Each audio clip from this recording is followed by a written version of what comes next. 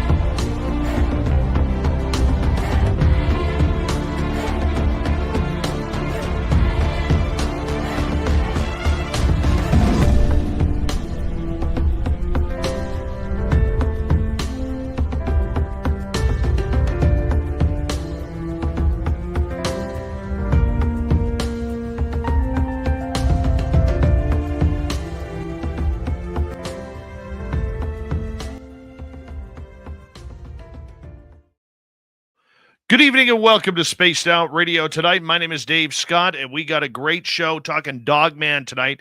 Kenny Thibodeau is here from Midnight Lycanthropy. We're going to have a good time with him. Dirty Filth is here with another crazy cartoon and his amazingly hairy arms. And, of course, we have each and every one of you, including Kitty Caddywhack in the gold medal position. Robert Lamoth with the silver. Bar Madison taking home the bronze medal tonight. Tim Mothman and Tim Mothman's goatee, how you doing? Frankie B, good to see you. Hi, Carol Amario and Attorney at Large, Michael Morris. Necessary Dialogue, thanks for coming on in. Lenda, how are you? Susan is here. Susan will be signing autographs after the show. Line up to the left of the studio if you don't mind. To the left of the studio. Remember, don't make eye contact. She will not sign if you do. Fast Hemi, how are you? Good to see you as we continue on with our roll call here tonight in the studio. What's happening, my man? As we continue on, Trucker Andrew, Road Flare. Nice to see you both here. Mel WD40 is here lubing us up for tonight's show because if you want to talk Dogman, you got to go into a show like that nice and smooth. No rigidness. Dogman doesn't like rigidness. So, Mel, thank you for lubing us up tonight. Ethanol, thank you for joining us. As we continue on with our roll call, Creepy Pasta, how are you tonight? JSCO, Operation Shutdown, good to see you both here. And Amanda, how are you, beautiful? Good to see you tonight. Marty Burback is here wishing us a happy Thursday. And because of that, Marty will be signing autographs after the show as well. Line up to the right of the studio, if you don't mind, to the right of the studio. Scrolling on down, Lee the Bee, how are you? Number 34 in your program, starting at center ice from Stockholm, Sweden, Lars Jansson. There he is. Whoopoo, how you doing? Good to see you. Algaray over on Twitch. Getting ready for Dogman. He did 3,000 jumping jacks in just 4.26 minutes. 4.26 minutes. It was incredible. He has the video to prove it. Tokeland, Fast Hemi, Bolenium, my man. How you guys doing? Emperor Penguin, good to see you as we continue on with our roll call. Annie Svensson, good to have you back. Little Timmy James, how's it going, buddy? Excuse me, guys. As we continue on with our roll call, there's Jay Truth Seeker. Jerence Carter, nice to have you here. As we continue on with our roll call, Flat Six, good to have you here. And who's next on our list? Let's see here. Yeah, Robert Lamoth, very proud of his silver medal tonight. All right, scrolling on down. We got Benno from Oz. Welcome back, Benno. Jamie Johnson, good to see you. Next on our roll call list is I'm Hardcore over on X. And Paramarv, good to see you, my friend. Oh, the heartburn's kicking in. Gosh darn it. All right, we'll get that figured out. Yeah, we will. Well, let's scroll on down. Who is next on our list? Big conversations happening. You know, everybody talking about their day and how many dishes are in their sink. And Exquisite Crane? Crying? Cream? Welcome to SOR chat anyways. I'll just stick with exquisite. I can figure out exquisite, but I can't figure out cream. Or is it crying? I don't know. Let me know. All right. Let's get the radio side going, shall we? Hello and welcome to the radio and podcast side of Spaced Out Radio tonight. My name is Dave Scott. We're having a great night. We are going to talk to Kenny Thibodeau from Midnight Lycanthropy. All about Dogman. Yep. The animal that scares the living daylights out of me, but we're going to get into it. And thank you, Amanda, for letting us know there are 0 dishes in your sink right now. Eternity Eternal, how you doing? Good to have you here. We're 25 seconds from launching this bad boy tonight. I am here to talk about how many dishes are in my sink. Good. I'm hardcore. Good stuff. All right. Reminder to all of you, the super chat is open. It's a great way to support what we do on this show nightly. So we appreciate your efforts. And of course, you can shop at our Spaced Out Radio store. We do not have ugly swag, people. No ugly swag. So do me a favor, throw those horns up. Let's rock.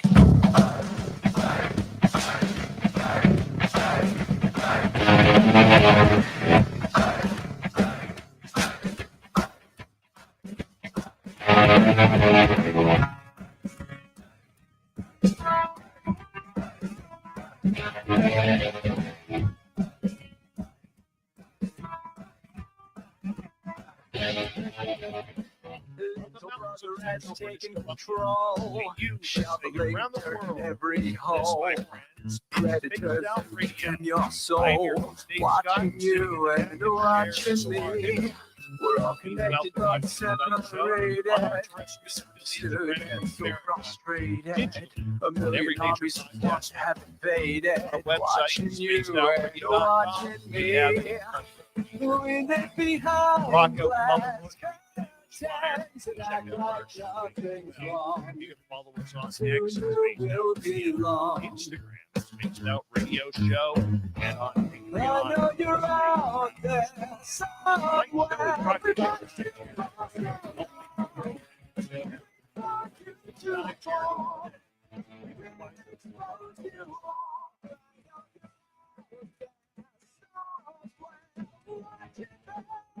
We got the big show coming at you tonight. Kenny Thibodeau is here from Midnight Lycanthropy.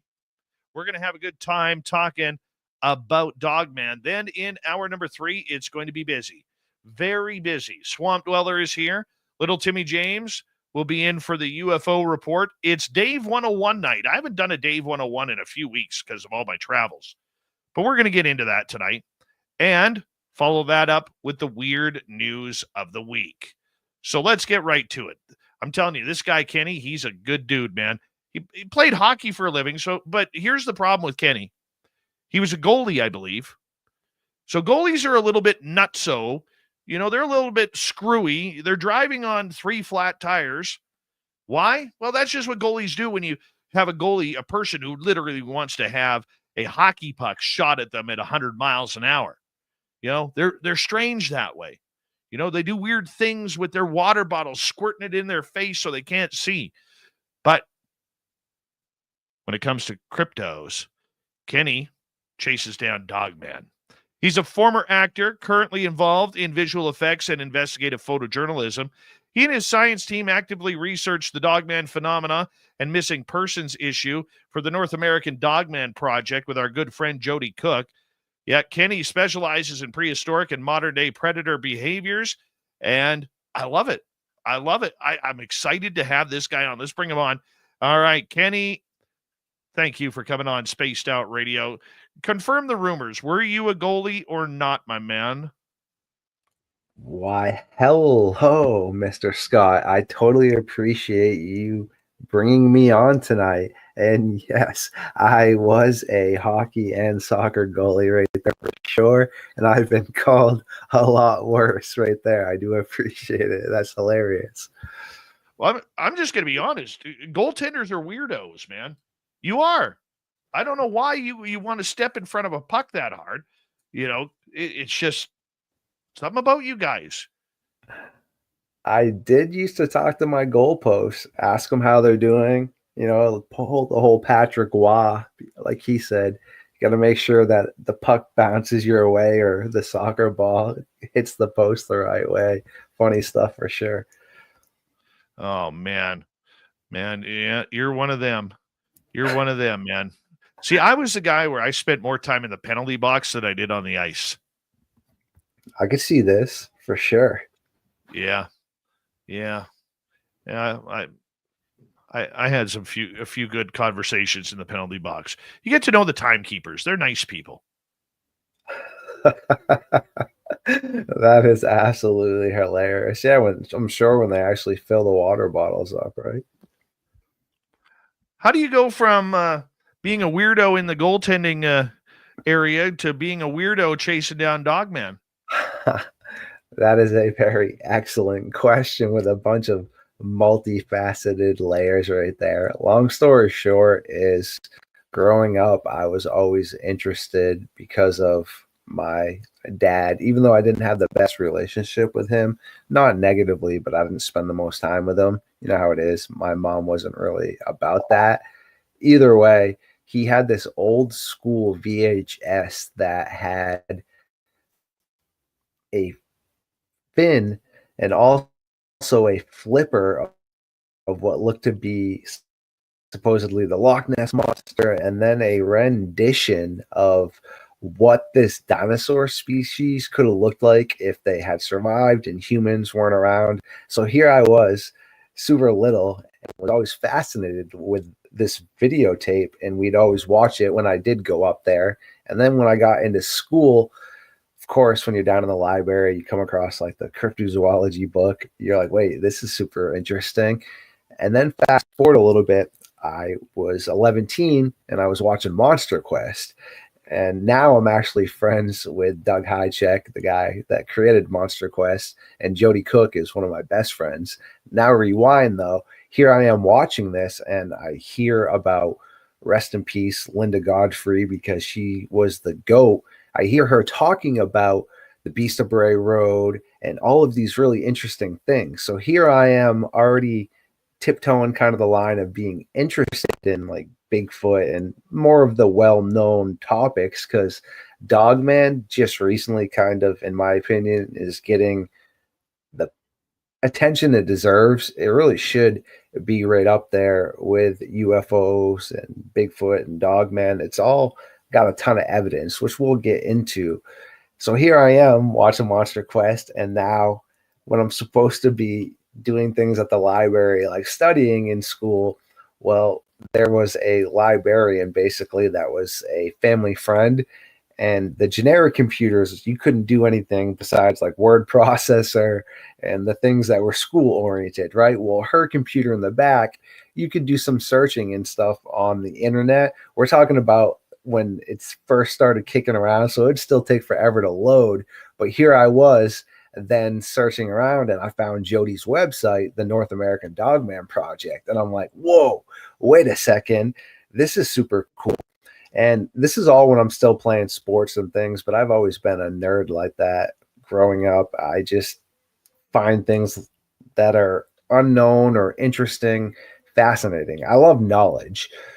Well, then I ended up destroying myself when I was playing sports. And after that, I still got a break going into modeling with Abercrombie and Fitch. And then I got into some acting, but again, nothing that I really was too interested in, just opportunities that were given to me. I also didn't really like the environment nor the people that were around me, but I liked being creative. So I knew, okay, creativity is something that oozes from who I am. Even when I was younger, when my parents would tell me to go outside and shovel the driveway or something, I would in my head picture like a giant creature from Star Wars or something, or an Ewok was going to jump out at me. It's just who I am, right? Well, I figured, all right, I need to be creative. So I started taking classes and going to school for graphics design and videography, because when I was acting, we were a lower budget company, meaning, of course, if you're not in the scene, you are doing other tasks like recording backstage, you're editing things. So I already knew a ton about it, but I figured, well, let's learn more about it. And then I started getting into art as well and just creativity. Well, all of a sudden, I made a post in one of the North American Dogman Project threads because I was like, wait a second, whatever happened to all this? I haven't really heard much about the North American Dogman Project since I was in high school. All right, I want to know what's going on. And then from my post, one of my really good buddies, Shane Michael Crisp, ended up reaching out to me and asking if I wanted to partake in the NADP. And he put me in contact with Jody. And ever since then, this was about a year and a half ago, I've just been working hand in hand with Jody, getting everything revamped and booted up. We got sightings on the Google map. We've been working on the actual website, all kinds of great stuff.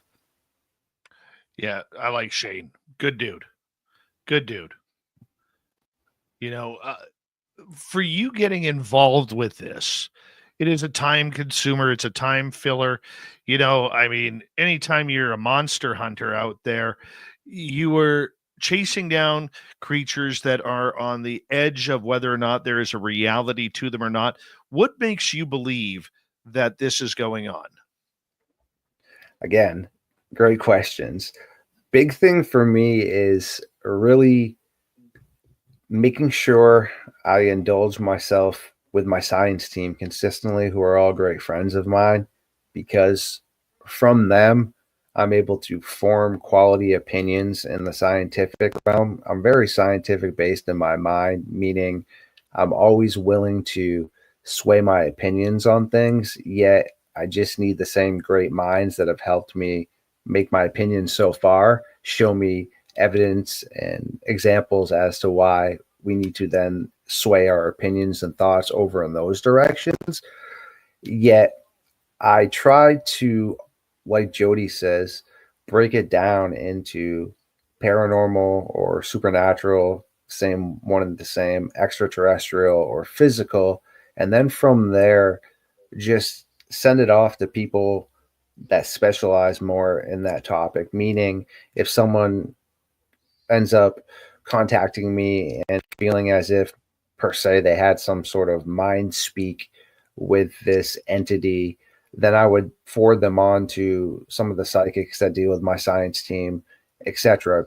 Meaning, I'm an investigative photojournalist.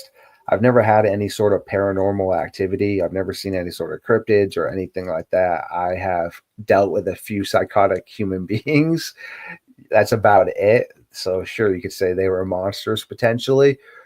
As a journalist, though, the job for me is, yeah, obviously I have my opinions and thoughts, yet I'm supposed to be gathering analytics and data, whether it's coming from the side that I personally think is legit, doesn't matter. It's if information and analytics point in this direction, per se, of it being more extraterrestrial than flesh and blood, or more paranormal than prehistoric or modern day predators, then that's the way the discussion and the investigation needs to go, if that makes sense. Well, I think it makes total sense for you. Now, you've always believed since childhood this creature existed, look, I've always believed Sasquatch existed. I didn't know that it actually did until I saw it for my own eyes. And, that my first sighting was in 2013. I've had one sighting since. For you, you know, looking after this elusive creature that seems to have an, uh, how do you put it? A an aura of its own that isn't too polite to most people. Why chase after this? Why go this direction? Again, excellent questions right there. When you look at how many people are missing just in the national parks here in America near cave systems, there is anywhere from 1,100 to 2,400 people that go missing every year. only 5% of those people are ever found, and that doesn't solidify that they have to still be in existence.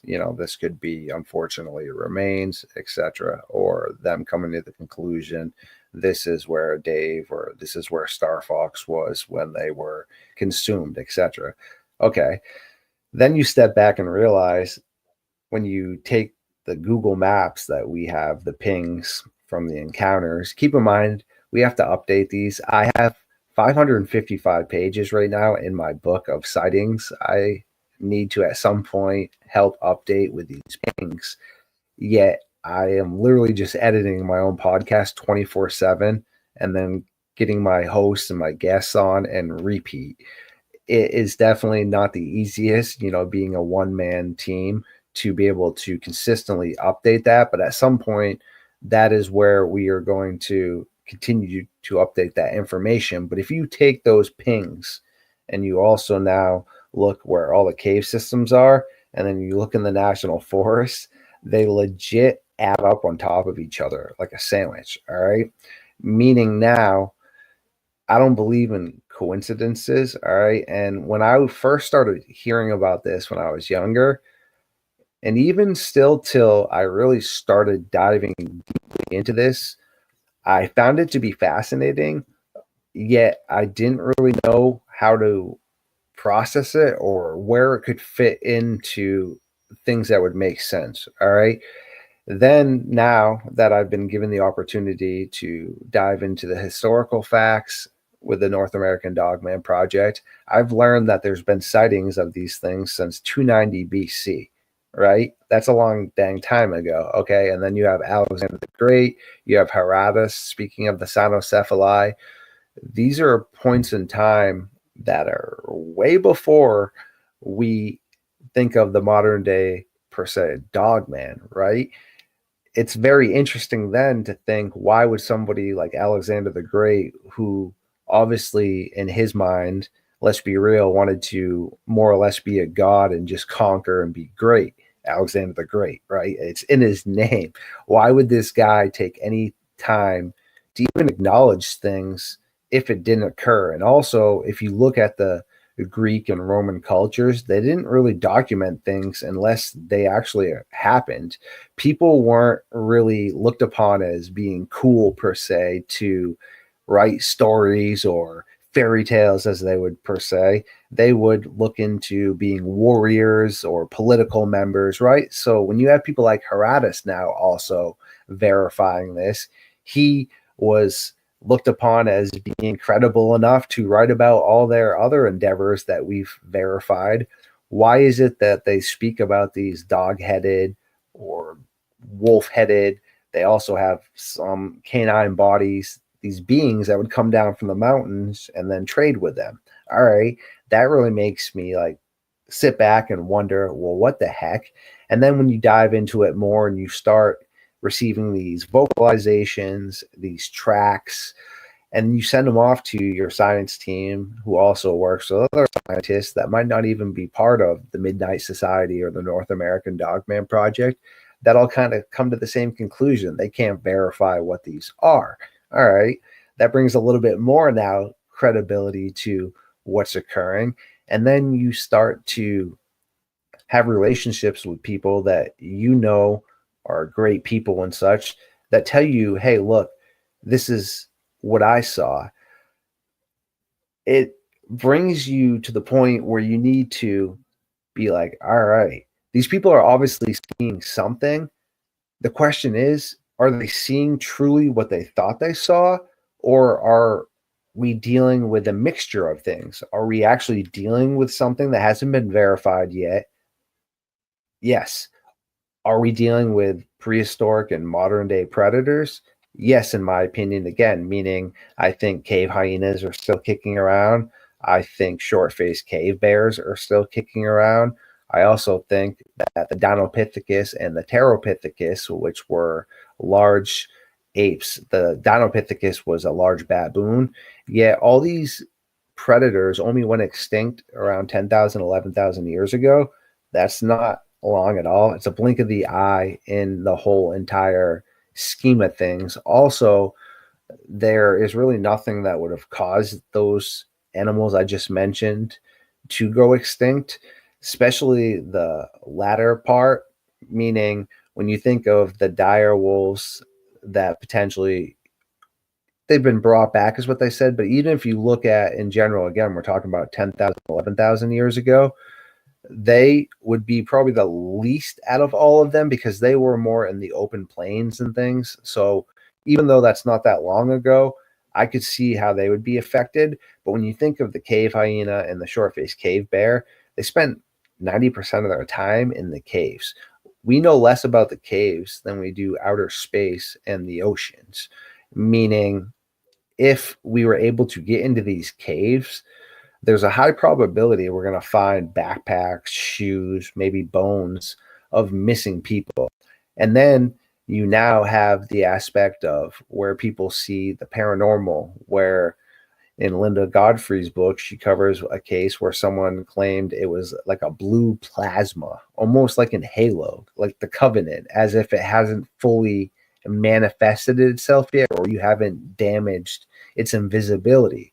So there's so many different aspects of it, meaning some people think the Dogman is werewolves, which there's a big difference, which we try to get out there, between a werewolf, a Dogman, and a skinwalker. A skinwalker is he or she that walks on all fours.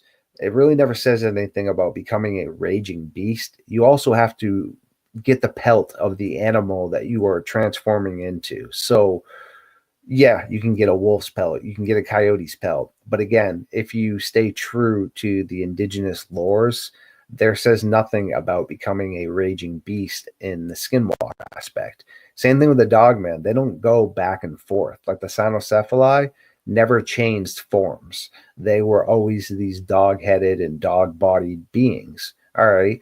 But it's the werewolf now that is more of the changeling / shape-shifting, which is dark magic, though. And it was also brought over most likely from the European and the French. So like hence the loup-garou and the rougarou.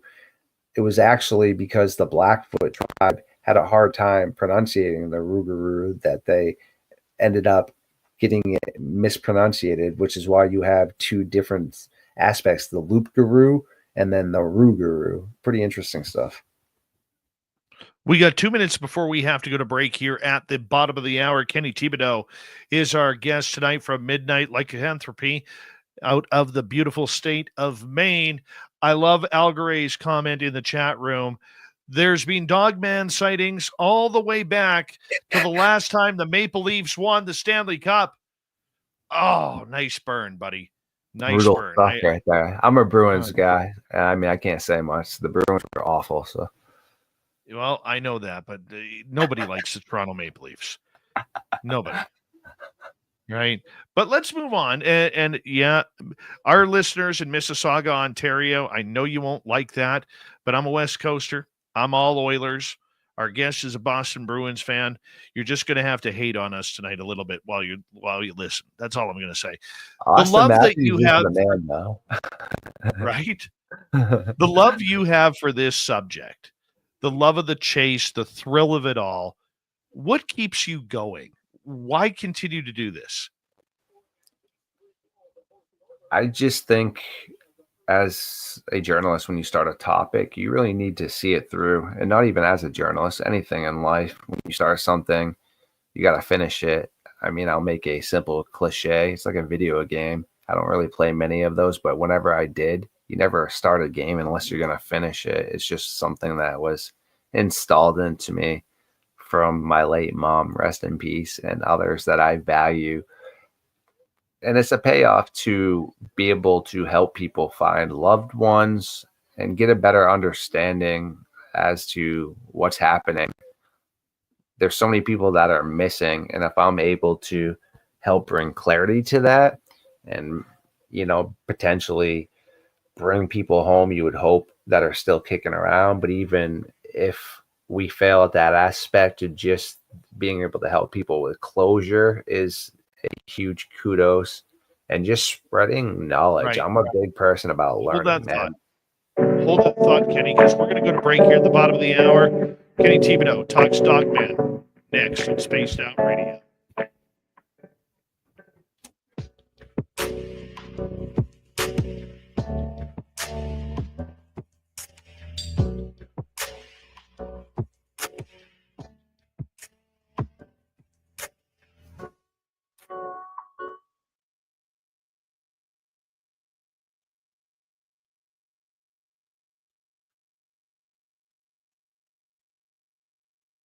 All right, we are clear. Filthy, are you watching the game? Yes, it is 4-4. I don't know if you're going to I be am not happy. watching hockey. It's 4-4 with 3 minutes to go here. Oh, great. 2:27. I'm watching on X here. Oh, man. I knew Vegas was going to tie it up. See, the thing, They're I'm a good here hockey team. with a love-hate relationship because Bruce Cassidy is our former coach, and we did him dirty, and we got rid of him even though we shouldn't have, and he went and won a cup in Vegas, which is awesome. So it's pretty much another reason to show Bruins management why you're clowns. But then I also like McDavid and would like to see him get one. And then the Bruins get rid of Monty, who arguably is an amazing coach and had the greatest season of all time. And then we send him off to the Blues. Oh, wait, the Blues were in the playoffs too, weren't they? Yeah. Where were you, the Bruins? Oh, we were butt cheeks. Yeah, but you're going to get a good draft pick. And the one thing about Scott Bradley with the Bruins is he always makes a good draft pick. It's Cam Neely and who else? Don Sweeney are just so bad for us lately. I know, but you still have Scott Bradley. Man. I'll tell you a true story, okay? Scott Bradley, your assistant GM, comes from my hometown, Abbotsford, British Columbia.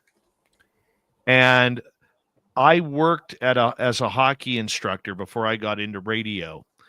And Scott and my boss, the owner, played junior hockey together. And Scott comes in one day, and he called me Junior because my dad's name is Dave as well. And he comes into the rink, Junior. I said, yeah. He goes, we're going to the bar. Shut it down. I look at my boss. He goes, shut it down. I said, why? He goes, I'm going to the show. I just got hired by the Bruins. That's sick. That is legendary. We got so hammered that night. That's classic right there. I think I was like 21 years old at that point. And he, Junior, I'm going to the show. That's great. It's funny because, like I said, my favorite players are pretty much always goalies. You know, Jeremy Swayman is my favorite player. I've been watching him since University of Maine up in Alphond. Yeah. I like who's my favorite Bruins goalie of all time? I love Tuukka Rask. Rask, yeah, he was definitely pretty solid. The only thing about him is he didn't seem to have that clutch gene, unfortunately. Whenever in those really big games, he would just be a little leaky. Kind of like he has the Connor Hellebuck syndrome, or he did. I also go back to the day, like it killed me when in the 80s when the Bruins played the Oilers in the Stanley Cup because I was always a giant Oilers fan, but Boston's goalie at the time was Andy Moog. He was my favorite goalie when he played for Edmonton. That's old school at the Andy Moog. Yeah, and I remember Byron Dafoe, Jim Carrey for the Bruins. That's so funny. Yeah, why did you guys get rid of Wayne Gretzky? Like that doesn't even make sense. Stupid Pocklington. Peter Pocklington is still hated. He's still the number one enemy in Edmonton to this day. Okay. And it was because he was broke. He was a terrible businessman. And so he needed the money, so he sold Gretzky. The equity. Oh, that makes sense. All right. Because honestly, how does the greatest hockey player of all time just get traded that much? Because it's not like he wasn't ever productive the whole entire time. He won a cup literally on like every team he went to. Yeah. That was amazing. We got about, just so you know, we got about a minute here. You're good. We're going to get going. You're going to OT, man. I know. Gruesome. Hold on. That's going to grind my gears here for a second. Dave's going to get his Ovaltine. That's so awesome. What are you drawing right there, brother? I'm making a whole bunch of art cards. Heck yeah. Now we got to That's get sick, man. serious here. There we go. Oh, there it is. Let's get serious. Oh, All right, 10 seconds. Still waiting for our first super chatter of the night. Who's going to be the one? Let me know so I can say thank you. And here we go. And well, we're going right now.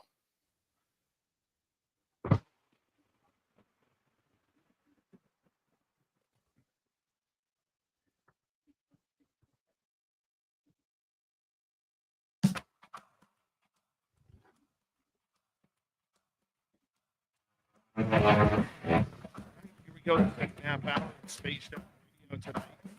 Good to have you with us. My name is Dave. Glad to have special guest tonight talking about the elusive dog man. But first, we want to remind all of you that if you've missed portions of this show or others, you can check out our free archives on YouTube or any major podcast network. Our website, spacedoutradio.com. We have a plethora of features for you. Rock out to Bumblefoot, read the news wire, check out our swag as well. Follow us on X at Spaced Out Radio, Instagram at Spaced Out Radio Show, and on Patreon in the Space Travelers Club. Here we go. We got our good friend Kenny Thibodeau here from Midnight Lycanthropy out of the beautiful state of Maine, and we're talking Dogman here. Now, a lot of people who tune in, this might be their first time listening, Kenny. We should describe to them what a Dogman really is. yes. Again, great question. I did just see that pop up in the good old chat. A lot of people have to immediately think, per se, Dogman means canine. Well, even the late Linda Godfrey says that she wishes she didn't use that terminology necessarily. Fast forward now, we again don't think it's fully canines that are involved, meaning when you look at the charts of the reports that we get, you have your type 1, which is looking such as the Howling or Van Helsing.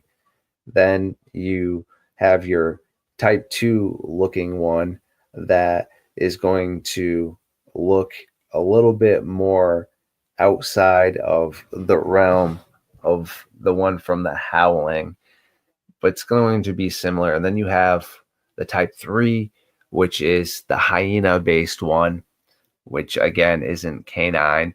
And to touch a little bit more, the type 2 looks a lot like the type 1, but it's supposed to be more of a German Shepherd. But German Shepherds are arguably the closest dog to have lineage to the wolves, meaning there's numerous studies that German Shepherds are the quickest dogs to go feral again.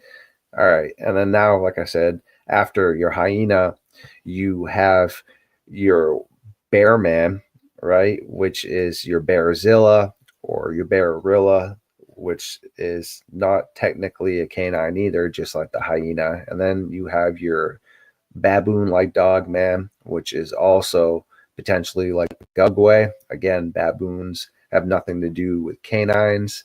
And then you have ones that are reported to look like coyotes and foxes, which are, again, pretty interesting. Those are canine based. Yet those are very broad, different reports, meaning, again, canines at one point in time were related to bears, yet they split off. Also, hyenas are not related to canines or felines. They are related to civets and weasels and ferrets and such. Again, so I think people out there, when they think of the term dogman, it doesn't have to be canine, meaning if you saw a giant Dinopithecus baboon, right, looking in your window, it's got these crazy elongated fangs, it has pointy ears, it has glowing eyes, it has a large mane. Also, baboons are quadrupedal and bipedal, which a lot of the reports that come in, people see these things running quadrupedal and bipedal. Again, baboons are in packs. Baboons also, if someone had never seen one, right? Say, Dave, you and I had no clue what a baboon was. We had no clue what a kangaroo was, right? If one of those two stuck their head out of a bush, right, near us, and we had never seen them before, would that not look canine to us, right? Meaning, if we had never had a chance to actually figure out, hey, wait a second, baboons are primates, and we saw that, someone could say that looked like a dog man or a dog person. I also know that in 2006, down in Ohio, Jody Cook found a pretty large baboon skull out in the middle of the forest with a bullet hole in the back of it. Okay, there's a couple reasons this could have occurred. It could have been somebody's pet that they could no longer take care of, meaning, wait, what, Star Fox? People have baboons? Yes, one of my hosts and good friends, Brian Barber, one time had to go in and help remove exotic pets. He's from Michigan. He's actually in the Dogman Stomping Grounds, Michigan. Well, in this area, this gentleman had a very large baboon caged up. And Brian said his eyes were the meanest looking glowing yellow he had ever seen. And it just looked pure evil.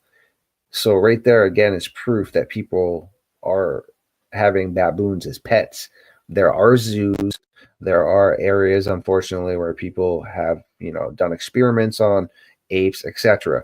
Again, those are all reasonings why a baboon could be out in the wild. Yet it also could be something that we haven't fully documented yet as well. There's a lot of questions as to why that's out there. But again, it's in an area where people reported seeing dogmen and also a gugway and such. So it makes you wonder, well, wait a second, what is it that these people were seeing? What do you think they were seeing? Again, great question. I think I'm going to give two sides here. Sometimes, and the majority of the time, human testimonial on things isn't necessarily the best that we would like to think it is, meaning there are times where people have been, asked after they witnessed something to hone in on details, and details were different, meaning somebody could have said, hey, so-and-so that ran through this red light in this truck almost caused an accident. Well, it was like a blue truck, or they were wearing like a red hat, etc. And then other people will call in about the same person. Well, luckily law enforcement figures out who it is and is able to solve it. Then other times, though, again, because for every time I show that, human testimonial isn't always the best. Well, recently there was somebody that had this happen and all the callers were very accurate. So it can occur, but just meaning when you're under stress, right, or your mind is trying to process something that you can't understand, our mind is genetically hardwired for us to try and plug the pieces together, meaning even if there isn't necessarily what we're thinking is occurring, our mind's going to try to fill in, why does that look like a face in the forest? Even though it actually could just be pareidoia and a shadow. There was a point in time when we weren't living in groups like we do now, that we actually had to deal with predators and things that look similar to us in the forest. So that's why we survived. Yet it's still part of who we are, meaning recently there was a study done where parents and scientists were showing children that couldn't articulate vocabulary yet. They were super young infants. They would show them butterflies, rabbits, things that were nice and fluffy. They would smile, right? But then they would show them things like giant spiders, giant snakes, giant sharks. Their reactions would be crying and not being happy. Okay, unless somebody is the world's worst parents, how could this infant already understand what a giant spider is or this giant snake to have this reaction? It's because at points in time, again, throughout our evolutionary path, we've had to deal with large predators, large snakes. And I mean, still, unfortunately, in third world countries, they deal with large snakes all the time and still get consumed, whether it's anacondas or pythons. So, I mean, these are things that are actually real. Okay, very interesting. Yet, when we are under pressure, our observational aspects are not always the best. All right. I'm going to give an example again. So large crocodiles, right, are reported to be spot all over the world, seen in this part, seen in this area. Okay, so they bring in people that specialize in this topic to go talk with the villagers because they were being told that these large crocodiles were digging like 600 to 1,000 foot long deep tunnels. They were like, wow, that's interesting. And that these crocodiles were supposedly 50, 30 feet long. Well, they go over there, they see the tunnels, they're not that long as they had been told. They're still big.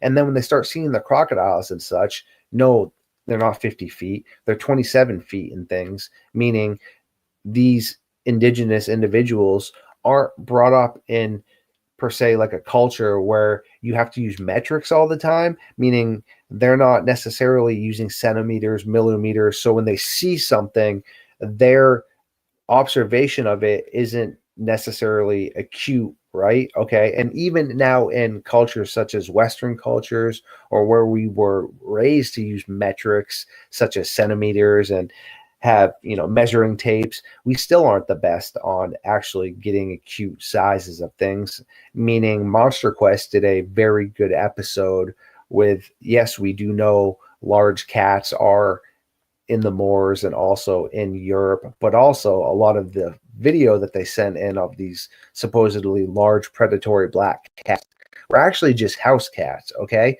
Yeah, because they were from a large distance away, meaning the perspective was misinterpreted. So again, were they seeing a black cat that could have been a larger house cat? Yes, they were. But were they seeing a massive, large black panther? No, they weren't. And I think a lot of times we are dealing with this that, yes, you might have seen a mangy black bear that was walking upright on two legs. You could have seen a black bear in general walking upright on two legs. You could have seen a baboon running around. You could have seen also some sort of hyena booting around. Yet, does it mean it has to be potentially a dog man? I don't know. And that's why I'm sitting here now at this point in time trying to figure out exactly what it is, because I see and understand and also have examples presented to me, like I just mentioned to y'all, about how measurements and perspective can be misinterpreted. Meaning right now, if you wanted me to just guesstimate how long my house is, I have no clue really, right? So I am not going to be correct on that as well. All right. It's going to be remotely correct. So yeah, sure. A 28-foot crocodile or a 42-foot crocodile. Yeah. I mean, it's remotely in the realm of possibility to think, hey, that's what I saw. Yet again, if there isn't something for perspective to line that up, you and I could be sitting here looking at the ocean. And if there's nothing to show perspective when we see something large like a orca or a great white shark, we're probably not going to get that perspective correct either, That's if the creature is biological. Yes. And there are a lot of people who will argue that there is something more unique and special about this creature.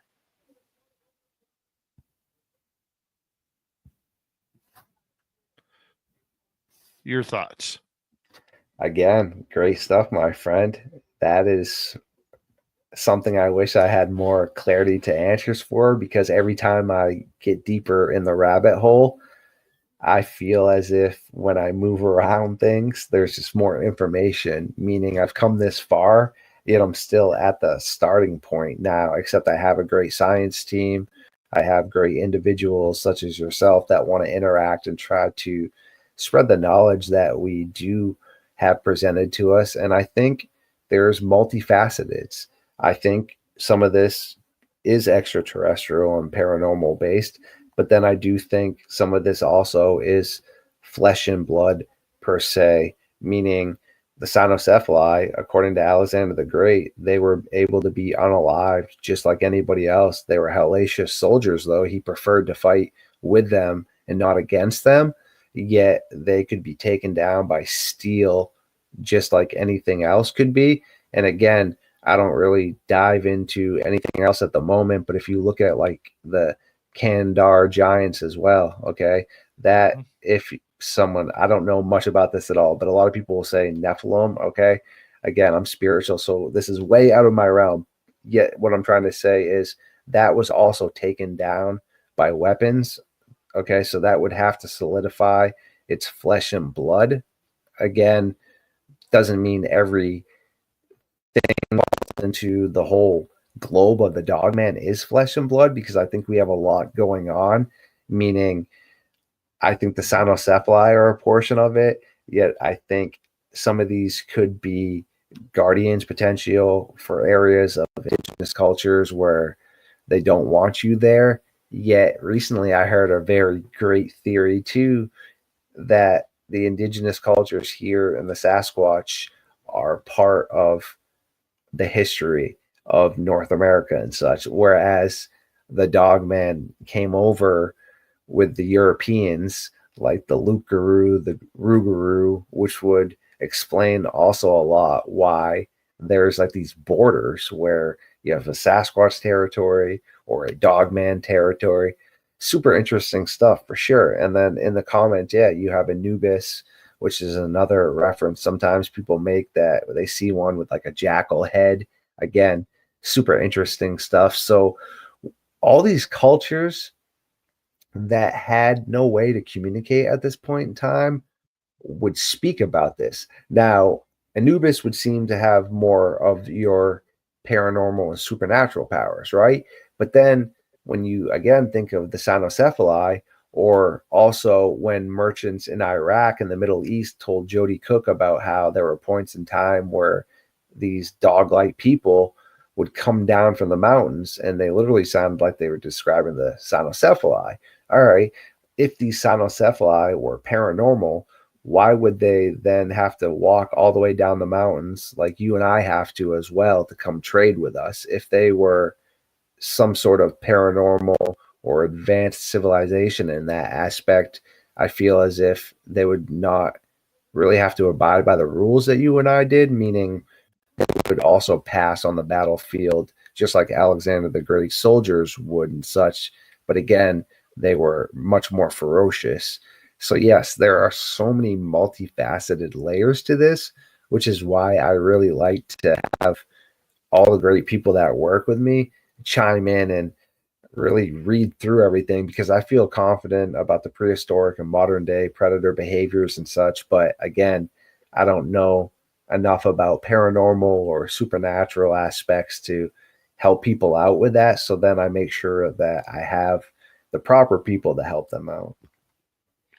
So I'm going to throw another woo question at you here, because a lot of people who have had interaction with these dogman creatures claim to have had, almost telepathic type questions or comments made to them by the dogman, kind of like, I wouldn't do that if I were you, or I would leave if I were you, or you shouldn't be here, or you're in my territory, whatever that may be. These people seem to have this telecommunication with it. I mean, that just doesn't seem normal. Very interesting right there. Yes, I've heard that before a few times, and it makes you think, yeah, of course, that unless we haven't documented that type of behavior, then it doesn't seem to be in the realm of normality. That's for sure. And I do know that one of our psychics, Susie, was talking about that.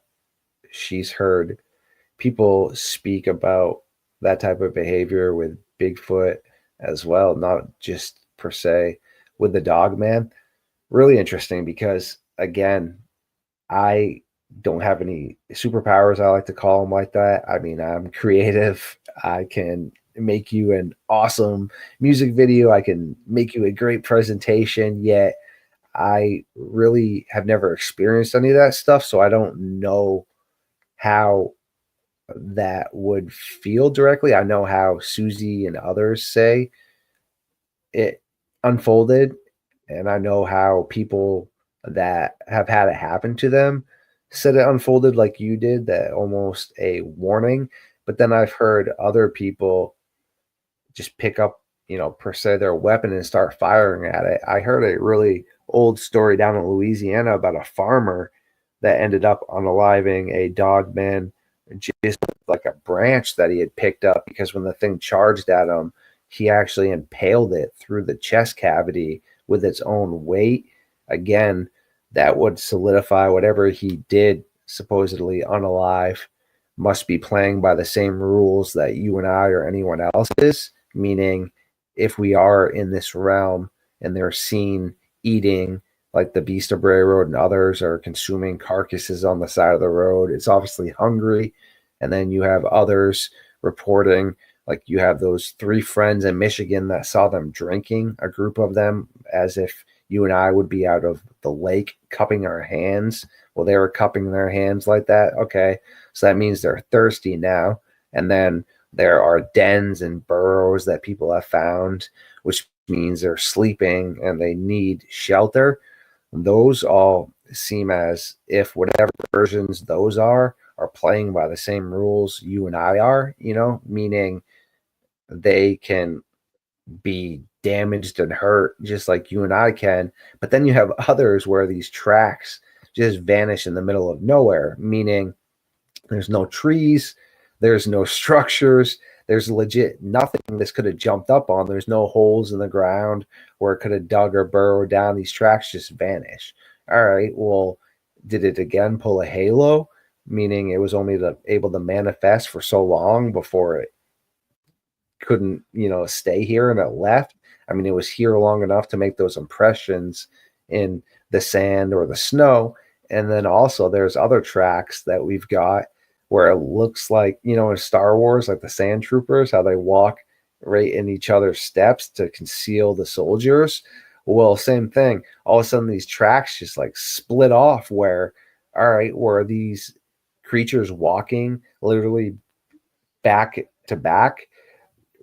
Or did this thing just manifest and split because now the tracks are way too spread out for it to be the same creature?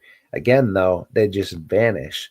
So I think there's definitely potentially a lot going on, meaning, again, I don't know much about supernatural and paranormal, but if evil spirits and things do exist, I don't see any reason why they couldn't prey on our fears, meaning because Hollywood and such has also indulged and put thoughts into us with werewolves and vampires, I don't see why something dark couldn't show you this is what it is. And then obviously if it's a spirit, unless you're Dean and Sam from Supernatural, right, or the Ghostbusters, you're not going to be able to do anything to it.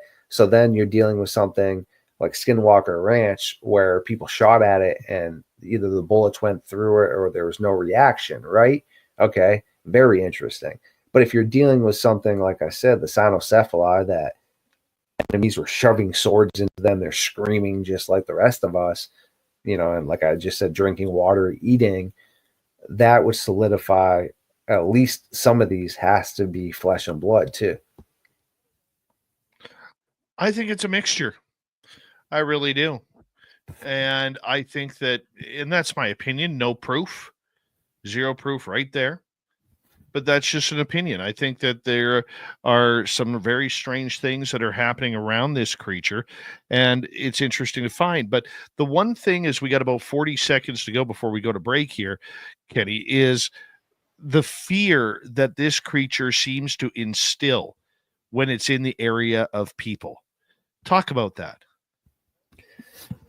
Yeah, that's some very interesting stuff right there for sure. Everyone is always thinking that it has to be nefarious, yet as I'm diving more into this, I'm meeting some very interesting people that claim they have no fear of their clan or their group of dogmen that they're around.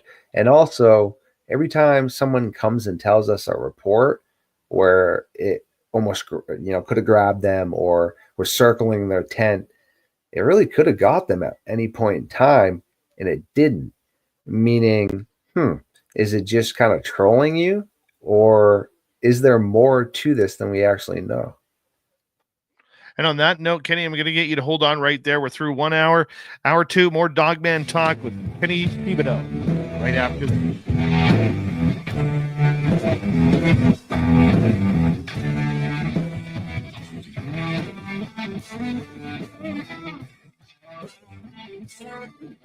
This is Spaced Out Radio with host Dave Scott.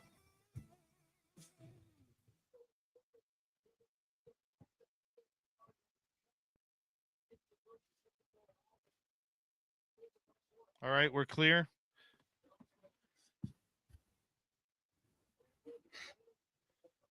We're clear. We're clear, Yeah, okay. Dave. What's that?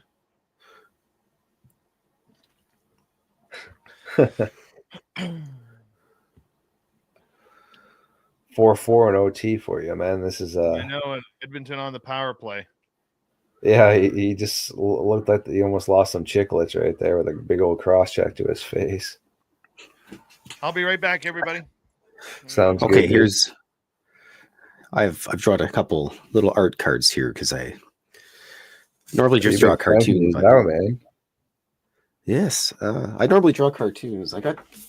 Here's last night's cartoon I did. That's sick, dude. It's Carl, Stanton, and Allen. Here, let me put the border on there so it looks better. There we go. Yo, that's Then lit, it goes man. inside of a frame. Yeah, there's Carl, Stanton, and Allen, and Carl's borrowed Fabrice's UFO, and they're questioning whether that was a pertinent thing to do or not. Dude, that's sick. Yeah, no, see, you're like a real artist. I mean, I can hand draw, but I definitely, because of how much I'm editing all the time, I use Adobe Firefly a lot, but I also do my own modifications on that. But I definitely cannot hand draw like that, man. That's gangster. Thanks. But wait, there's more. Next thing you know, there they are, crashed UFO in the desert. It's like, Carl, I told you left at Albuquerque. And Carl said, oh man, Fabrice is going to be so pissed. And Stanton got a tattoo. He got a tramp stamp. He got swindled into it because he asked the guy what's popular. And they're like, hey, get a tramp stamp. The chicks love it. And he goes, okay, we're trying to learn about Earth. We're gray aliens. That's so funny, dude. And then here's Fabrice. They crashed by UFO where? So now he's got to go pick him up at the bus station. Nice, dude. That's lit, man. Yeah, you were cranking those out, dude. How long did each one of those take you? Usually about an hour. Yeah, I could see that. You were going right along, man. That's good stuff, dude. I sketch a lot of the stuff beforehand. And then also, here's an even cooler thing. Here's actually Fabrice the alien himself. Nice, man. That's great stuff. Do you want to see a dog, man? You got a dog, man? Hell yeah, dude. I do have I have a dog, man. He's right here. Oh, that's sick, bro. Nice. That's cool stuff, dude. My friend and I, Fox, have been putting drawings together, putting plushies together, and doing like a one-of-a-kind thing. And yeah, she's pretty talented. I didn't do these. My friend Fox Vegas did. She's extremely talented. She makes zombie bunnies as well. Word. Hell yeah, man. That's cool. Are you from Canada too, man? Yeah, I live in Edmonton. Edmonton. Oh, okay, cool. Yeah, I'm sweating right now. You a hockey guy? Yeah, it's stressful. Yeah, tell me about it, man. But like I said, I'm a Bruins guy, dude. My friggin' team sucked butt cheeks all year, dude. So it just made me cry. I still cry myself to bed. Well, you know what though? I lived in Vancouver when the Bruins killed the Canucks, and I loved it. I loved every minute of it because all the Vancouver fans were absolute jerks. Every one of them, oh, you're wrong team, man. You live in Vancouver. I'm like, no, right team, wrong city. And everybody was really mean to me because I was an Oilers fan, and that was when Oilers, that decade of darkness, I watched through it. Anyways, I'm rambling here, but it was the greatest thing. And then when they started rioting, I walked out to 3rd and St. Andrews where I lived on the North Shore. I could see the smoke coming from downtown. And my neighbor at the time too was a big Boston fan. And when they won, it was just like shipping up to Boston on repeat for like 2 hours. Yeah. it was a good time. That's so awesome, dude. No, we haven't been good. And I mean, we had that season like 2 years ago where we were the best in the NHL, but then we lost in the first round in Game 7 to the friggin' Panthers, dude. So I just can't even. Gruesome. Yeah, it's gruesome for sure, dude. Definitely, man. Hopefully, I'm doing good enough for you guys and Dave. Usually, my own shows are only like 45 minutes of show. You're doing great tonight, buddy. You're doing Ha. great. Thanks. Okay, have a good night, everybody. You Thanks, leaving, bro? Dirty Filth. All right, man. Yeah. Nice Cheers, guys. work. Have a Bad. good night, man. Show us Yeah, your see you arm later. hair before you leave. Look at that. What a beast of Part Ray Road. Sasquatch. Yeah. Just some chest hair. Good The God. filth squatch, right? All right. Thank you to our lone super chatter of the night, Necessary Dialogue. Appreciate that. As we got about 45 seconds before we're going to go here. Yeah, good show so far. Good show. If you guys have any questions for Kenny, make sure you put them in capital letters in our chat room and I'll get them to him. And yeah, we're going to get Tim Kunbo Baker on the show here pretty soon. Heck yeah. Oh, he's a great dude. Does Filth ever come on as one of your hosts too? Is he just Nope. do a He lot just of draws art? cartoons. Heck Just yeah. draws cartoons. That's what he likes to do. He's definitely talented. He was cranking those out for sure. All right, here we go.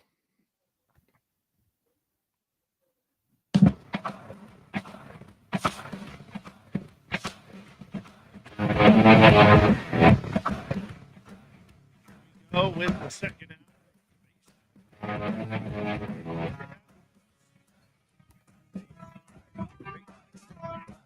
Wherever you are on this beautiful planet we call Earth.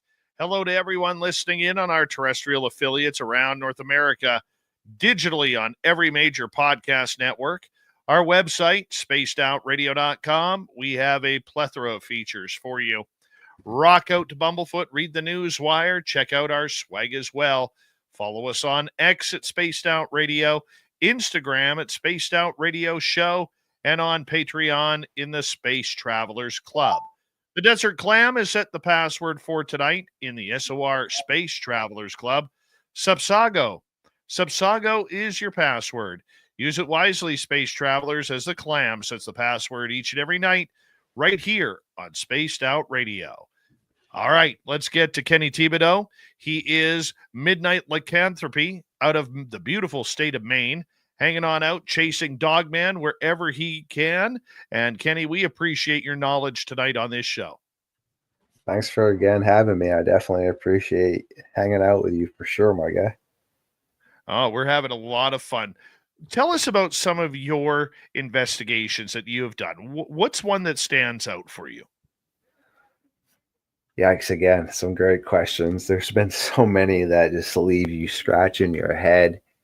If I had to just pick one, I would go with an encounter I covered a few summers ago about a 15-year-old boy that was from Massachusetts that was up here with a survival class. Basically, they were teaching everybody, yes, how to camp and how to survive. Well, in the middle of the night, he got up to use the bathroom and claimed something blindsided him.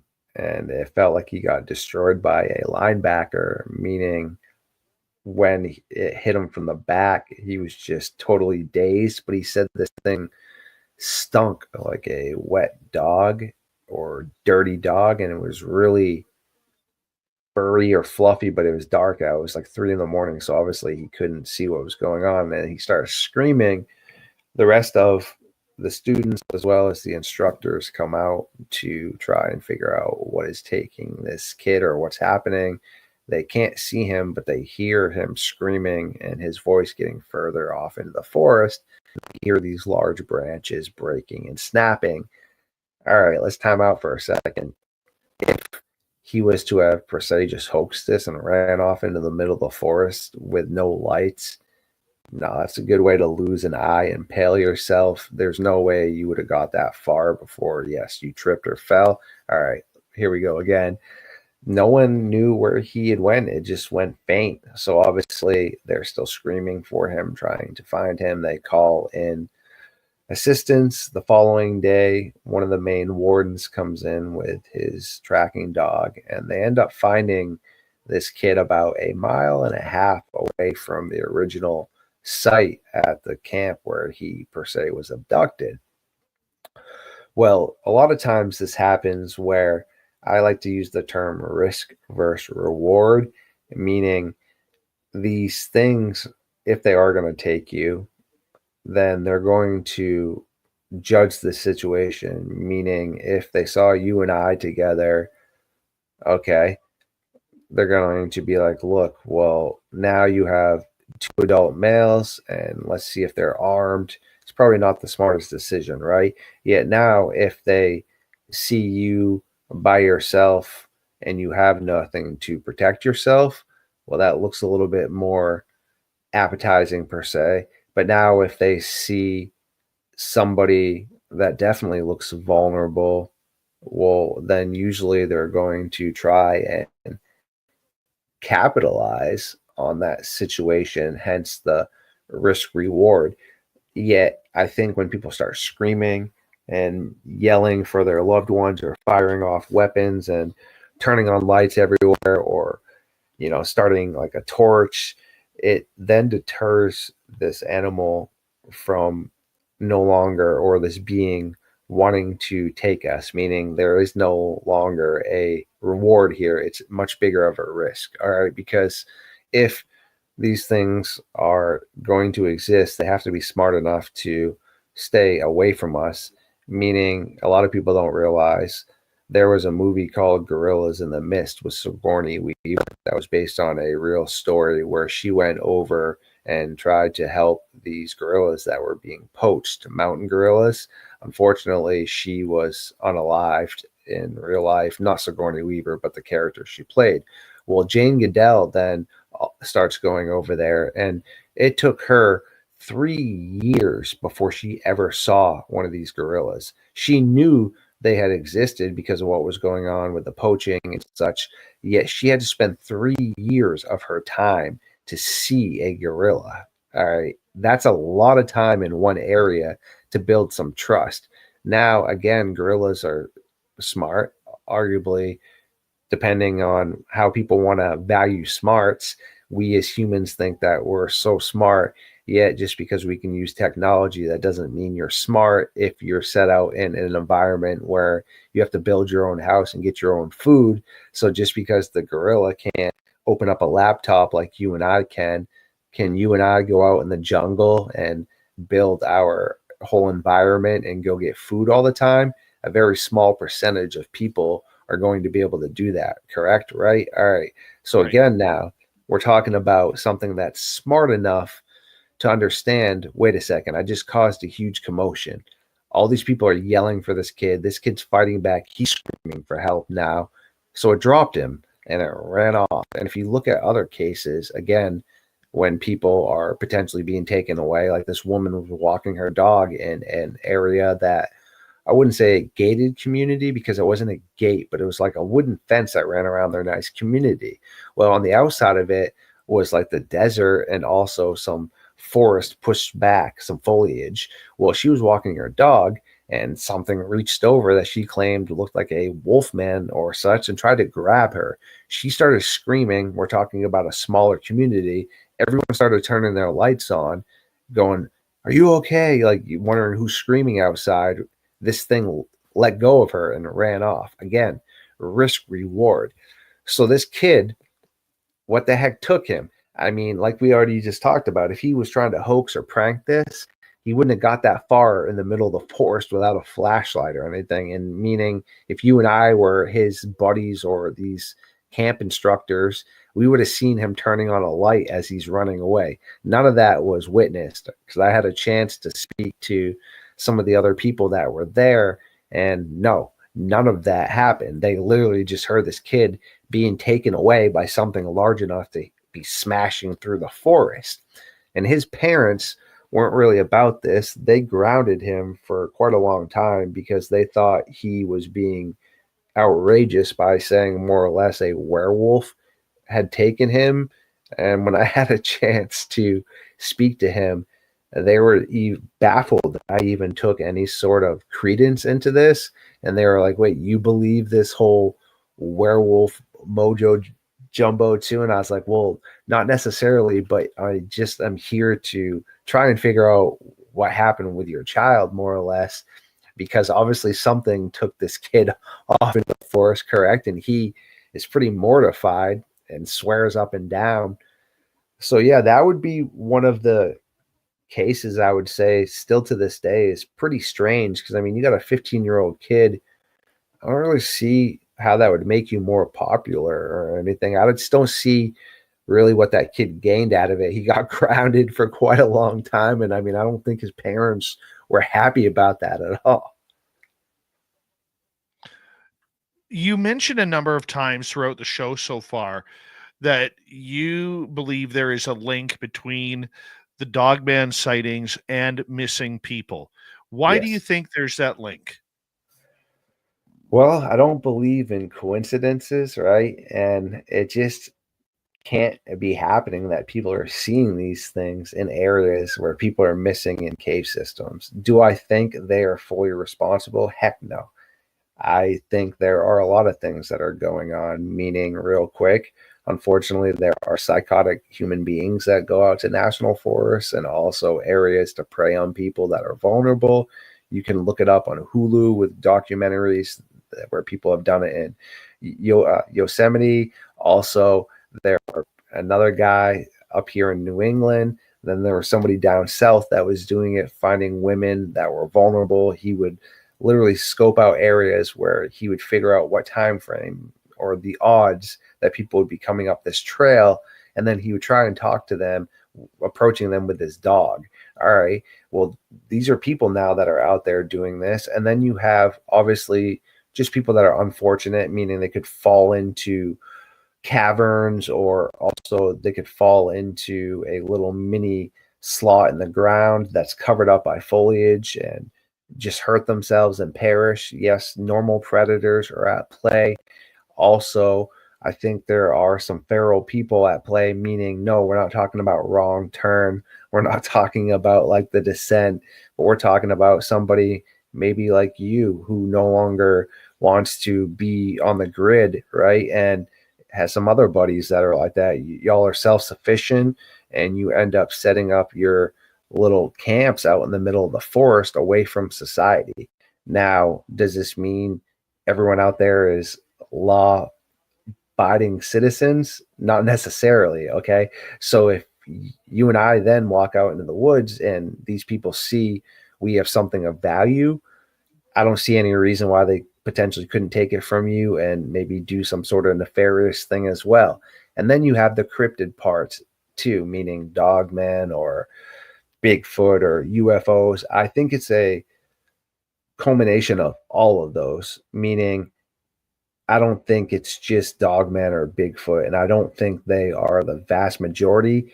Yet I do think when given an opportunity, sure, they will capitalize on it, definitely. Do you think then that these people are being taken as food, as slaves? Do you think there's an alien connection? Whew, some deep questions right there. I would say I believe personally that the Dogman and Bigfoot would be taking people for food. Yes, meaning like with the cynocephaly and such, some of the rewards they would reap would be the fallen on the battlefield. That was part of the deal of them helping out whoever they were helping out, that they would like to consume on the body right there. I did just see that. Nice work, man. Yet at the same time, I do again see no reason why they would be trying to befriend us, meaning like the Hansel and Gretel type effect. All right, it's pretty dark. Yet when you think of what we do on Thanksgiving or holidays, what do we do with our meats and things? We season them up, we put berries in there, we stuff it.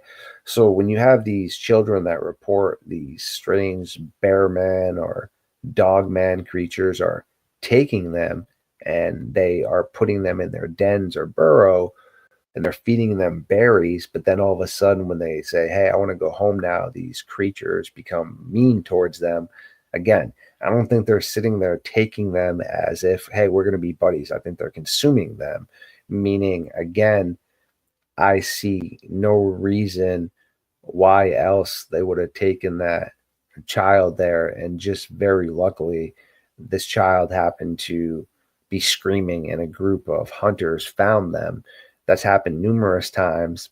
And also, when you look at Sasquatch and stuff too, and you look at the indigenous cultures, they speak about how they used to raid their village for livestock, for women and children.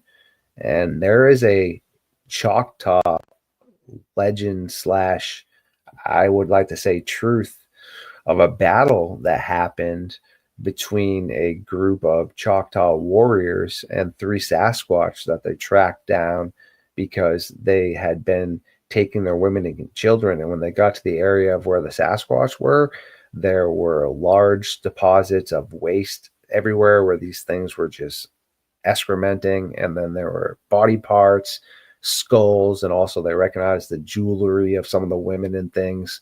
So when you look and really dive into the lore, yeah, it's definitely shows some signs of not the kindest aspects. But then, like I said, you have others that claim their interactions are really good and peaceful, which would, like you had said earlier, solidify there's much more going on than meets the eye. I think that there could be a tie between the two, and I believe that you're looking into the right category here. I mean, this creature seems to be violent. It seems to be vicious. Yes, people have claimed to have good encounters with it, but the majority of stories and researchers that I've talked to about the Dogman is they make life very uncomfortable for Mhm. where they are in their situation, almost like they are very, very territorial and wanting no one, including humans, in their area. Have you heard of stories or encounters where people have been stalked by this creature? Yes, numerous times. And actually, before I answer that real quick, I just saw a comment. There are a lot of dog woman reports, yet at the same time, though, when it comes to nature, females need to be more protective of themselves and also be more careful. So females usually don't take as many risks as the males. So when it comes to reports, it tends to be a lot more males that are maybe finding their way or more aggressive, because by nature, females need to make sure that they're around for their offspring and also being capable of producing offspring. So the females seem to be a little bit more docile. And if you look into Latin America and South America history, there are the white females with the blue eyes that are basically there to stop the jet black ones with the red eyes, the dog men, from consuming people. They're basically trying to run interference. So they're looked upon in a lot of cultures as, yeah, not really being the ones to worry about. Interesting stuff. Yeah, now to answer your question with the stalking, that seems to be something that occurs a ton. My friend Lee Hampel, who is on Bray Road in Wisconsin, he has a farm. This thing trolls him all the time. It throws sticks at his truck while he's out there gathering hay. It will stand underneath a very large light, specifically in the door frame of his barn, just to let him know, I'm here, I see you. Also, there's been times where he will put a bale of hay up on the tractor, and then he's getting ready to go back up his truck, and he comes back and there's large handprints all around, and you can see like the claws on these 5-digit handprints too, and it looks like it was holding something in his hand, maybe like a stick. All right, what the heck? And then he finds like torn up livestock all around his property, just chucked all around. It will bang, cause noise. Also, I've heard of other cases with my tracker, Brother Nature, Nuxium. He ended up tracking one of these things back to a cave system, and he knew this thing knew he was tracking it, and then it started coming back to his cabin, banging on his cabin, urinating all over his car. He said it started making noises that sound like the ticked off like Scooby-Doo, just this crazy like sounds. yeah, it seems as if they almost enjoy that, meaning at any point in time they could get you. So I don't know if it's necessarily all about getting you. Maybe it's more about just trolling you until they get you. Is it a mental game for the dog man?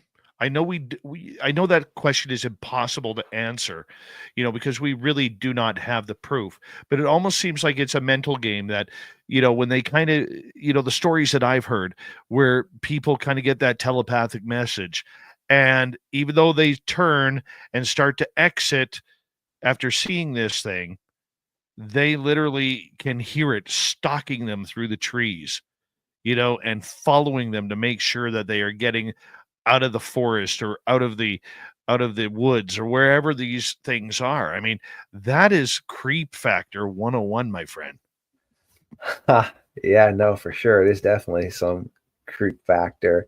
I think if we're dealing with something that is smart, I mean, anything that's intelligent, look at cats. What do they do when they're toying with something? A house cat could be fed completely well, and right, it's still just for entertainment, completely mortifies the mouse before it, unalives it, more or less, right? And it really didn't need to do that. It just did it. I think for sure, if something is able to comprehend entertainment aspects, or if it's able to be intellectual like these things are reported, I don't see why, if it's not a kind entity or kind animal, why it wouldn't find fear entertaining. I mean, again, look at sadistic individuals. How many of those people actually enjoyed the chase? Meaning, like Richard Ramirez or any of those people, when you talk to them, they all say their biggest payoff was like the fear they would see in people, or the fear that it would install. I mean, some of them actually enjoyed, the final act, meaning the hands-on unaliving aspects, but a lot of them also just enjoyed the psychological trauma they caused to people. Yeah, I never even put that together in regards to the fear factor. I think that is a really important point, that, humans, like serial killers and the creatures like the dog man seem to instill that fear. I mean, how did you come up with that? How did you figure that out? Again, great questions, my friend. A whole lot of spending time in my mind and just spending time around my science team and people that are smarter than me. I mean, people say I'm smart. I don't necessarily consider myself smart. It's a great compliment. I just try to always put myself around people that challenge my knowledge basis, right? It's like that old saying, you don't always want to be the smartest person in the room, because you can never learn anything if you are the smartest person in the room, correct? You want to put yourself around people that can introduce things to you. And when you start to learn the behaviorism, and you take all these reports and you listen to these people, and then you start to watch things like EWU, which dives into true real crime, or Dr. Insanity, and you start to learn people's traits, and you start to learn how serial unalivers are acting, and people that are morbid or getting kicks off of this, or then to even take it more to, I guess, a primal level, you see, like I said, with cats, or now even orcas. Orcas are super smart, yet they still do the same thing with dolphins and other animals. They play with them. They'll bat them around with their tails as if they're playing volleyball and stuff. I don't know. It just, we as people are super guilty of trying to put a twist of humanity on things. All right. Just because we think it's messed up per se to act like this or to do this, well, that's a human emotion. That's not an animal emotion. Right. And just because what we're dealing with could be flesh and blood, it still isn't human, even though Right. Hold that smart. thought. Kenny Thibodeau, one more half hour.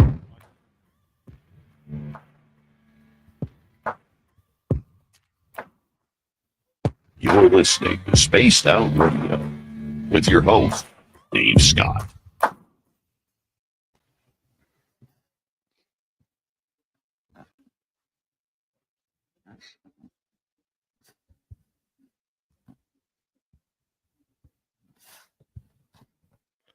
Hold on, I'm watching the highlight of the. Huh. Okay, McDavid breaks in, splits the defenseman, dishes to Draisaitl, boom, wide open net. Holy Drysdale's cow! a beast, man. What do you guys Oh, call what a him? goal! German What a engineer. freaking goal! Oh, It better pay off for you guys, man. I feel like you dumped so much money into Drysdale McDavid or Mick Drysdale, you guys call him. we call him Draisaitl and McJesus. Is it? Yeah, no, I meant like combining them. Like there's some guy I watched that's from Canada. He calls him Mick Drysdale because McDavid and Drysdale, so Mick Drysdale. It's pretty funny. Yeah, no, I like Austin Matthews a lot. It just sucks he plays for the Leafs, man. I know. Bear with me. I'm just going to open the window of the studio. It's a little warm in here. You're good, dude.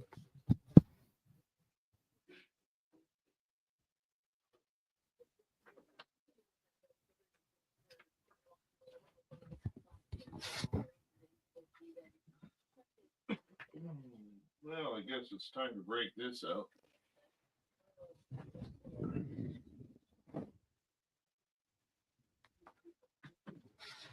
Lord knows it is playoffs.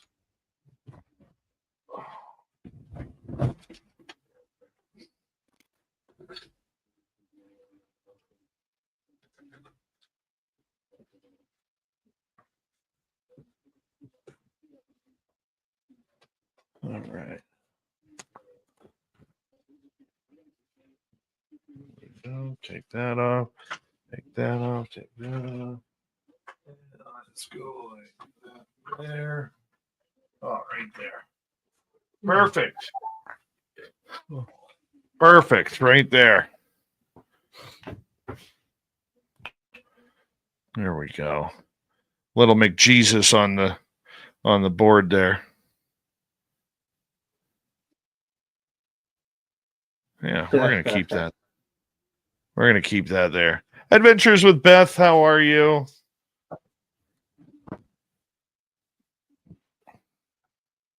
I'm gonna get some questions from the audience next. We got a couple of them. Sounds good, man. Yeah.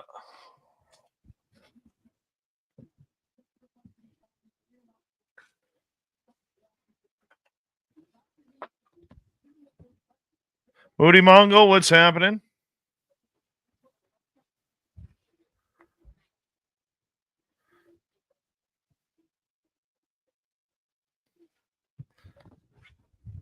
Dave's good. Dave's back seized up earlier today, but he's good. Sweetly Morbid Bear, how are you? Human Carl, not to be misconstrued with Alien Carl. How you doing, buddy?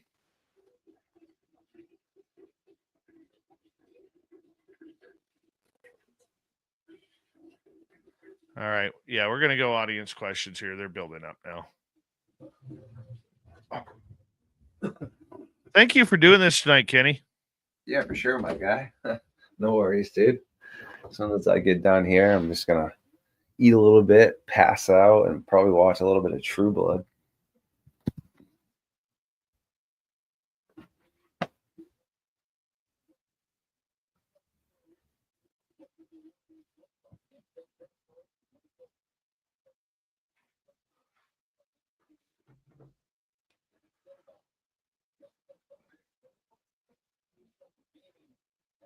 My cousin who lives in Vegas, I'm just going at him right now. That's hilarious. Oh, yeah.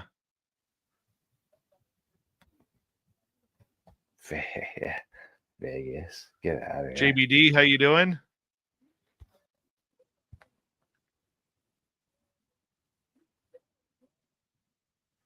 And we got about a minute to go here.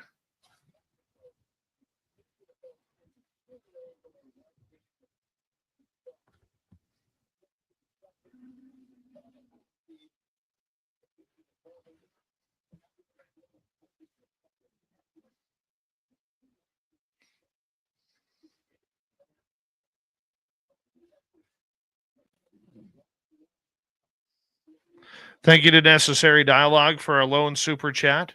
Greatly appreciate your love and support. And if you're new here, do us a favor, hit subscribe, ring that bell, as we are here 7 days a week for your listening entertainment.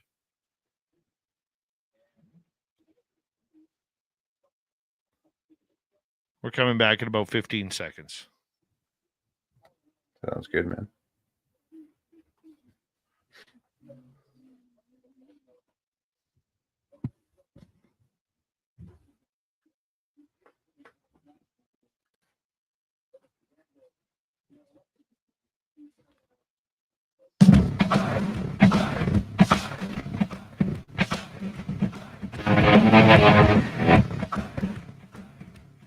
Past the halfway point, face down.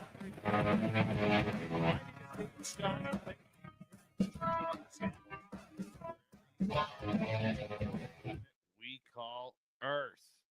Reminder to all of you that if you missed portions of this show or others, check out our free archives on YouTube or any major podcast network. Our website, spacedoutradio.com, we have a plethora of features for you. Rock out to Bumblefoot, read the news wire, check out our swag as well. Follow us on X at Spaced Out Radio, Instagram at Spaced Out Radio Show, and on Patreon in the Space Travelers Club.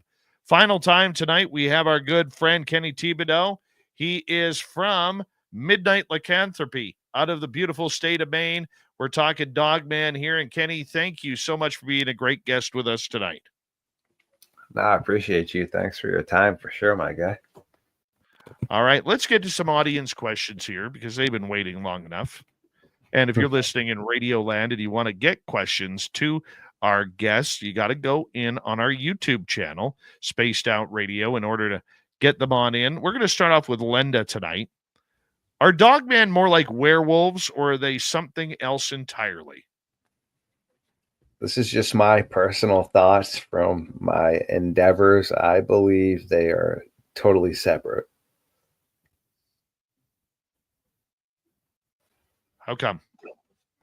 Well, I believe the werewolves, like I had previously mentioned, are more of the black arts. And also, if you look at like the SS and the Dirty Stash, well, they all dove really deeply into the occult activities, like at Castle Hauschka, where they claimed they were able to summon these dog-headed or goat-headed or sulfur-smelling creatures from below. Also, if you look at how werewolves are supposedly created, it's a curse that could be installed upon you from numerous different aspects, whether or not you are bitten or if you are basically trading your soul per se for the devil.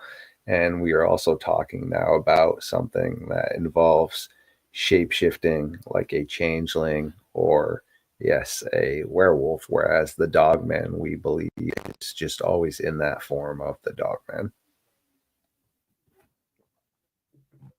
All right, let's move on to Blue Cruz, who is asking, do you investigate inner city missing persons cases, especially the homeless, that appear to be connected to dogmen, Sasquatch, and various other cryptids?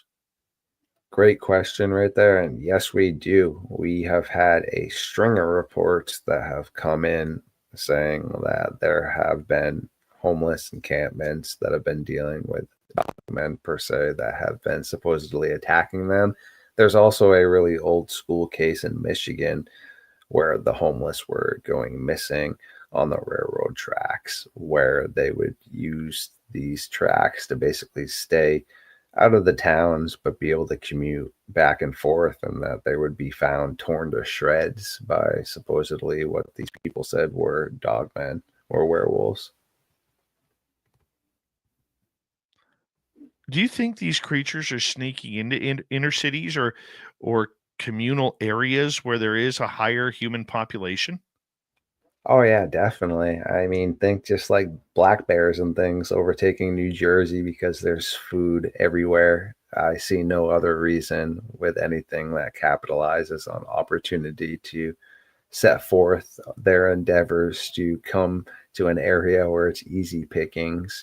Also, the thing is, we recently fielded a report from Japan where there was a woman cutting her customer's hair, and they ended up seeing something that looked like an enormous dog or wolf head looking in a window.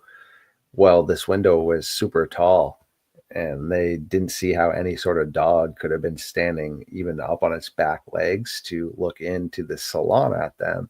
Yet there was really nowhere this thing could have gone except either down in the sewers or somewhere else in the alleyways, meaning it was pretty deep within this city for it to have been. Yet again, we also have reports of a woman in an area saying that it was sitting on her third story balcony in a pretty residential area. Third story balcony. Mm-hmm. Wow. Nothing creepy about that, my friend. Nothing creepy about that. All right, let's go to Seymour. I'm not attempting to be challenging here with this question. What's our best evidence for Dogman? Do Dogman researchers have a Patterson-Gimlin film, like a piece of data they hold on to? I love how he just asked that, because to be quite honest with you, that is something I was sitting down with my science team complaining about, wondering, what it is that we are missing. Yet, if you do check out our website, or if you go to the description and any of my YouTube links, you can see also my Dogman page on Facebook.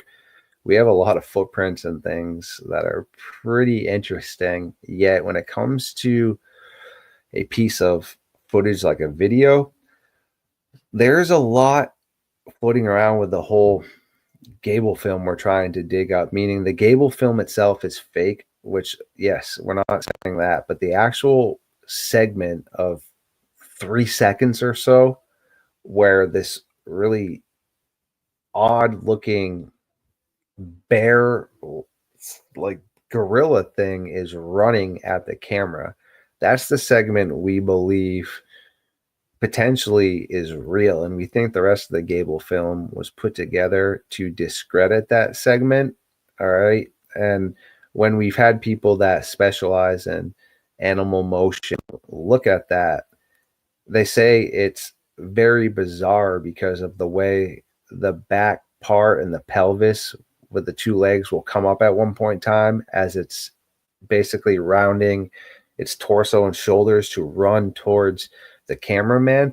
They did have a gentleman put on the ghillie suit that claims he was the one originally in the ghillie suit. The problem is, though, the ghillie suit, when he was running in it, it did look pretty cool, but it didn't look exactly like the mechanics of the actual 4-second segment we're speaking about.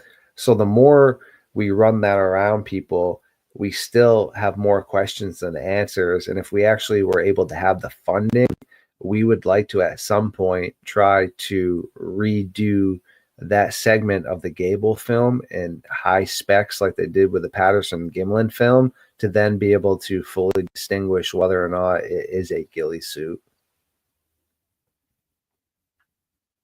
Let's go to Human Carl. Baboons have a sharp bark that sounds like a mid-sized dog.